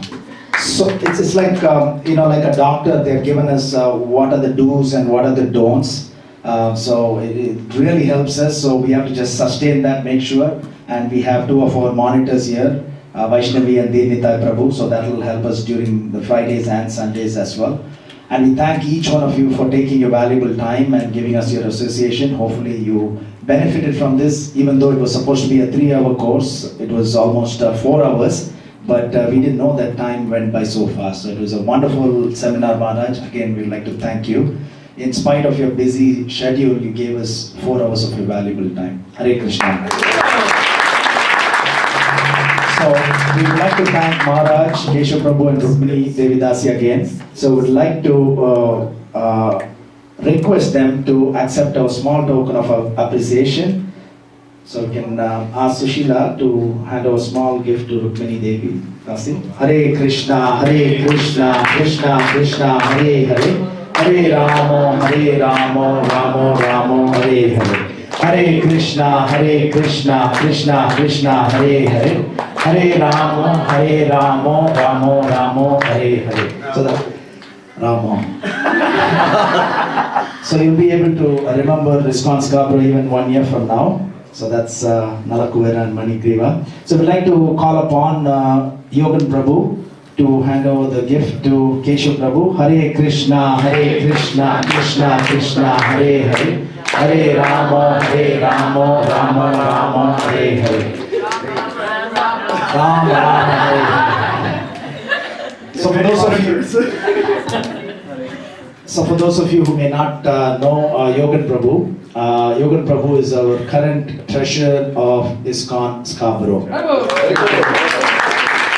And his daughters are major part of Radha Murari. Hare Krishna.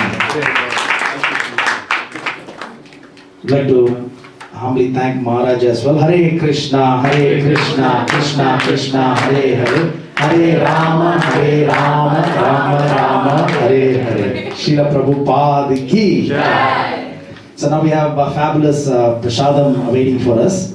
So if we can line up and go to the small room, and then we can come back here and honor the prasadam. Hare Krishna. Hare Krishna. So Gurudev. That's the last one.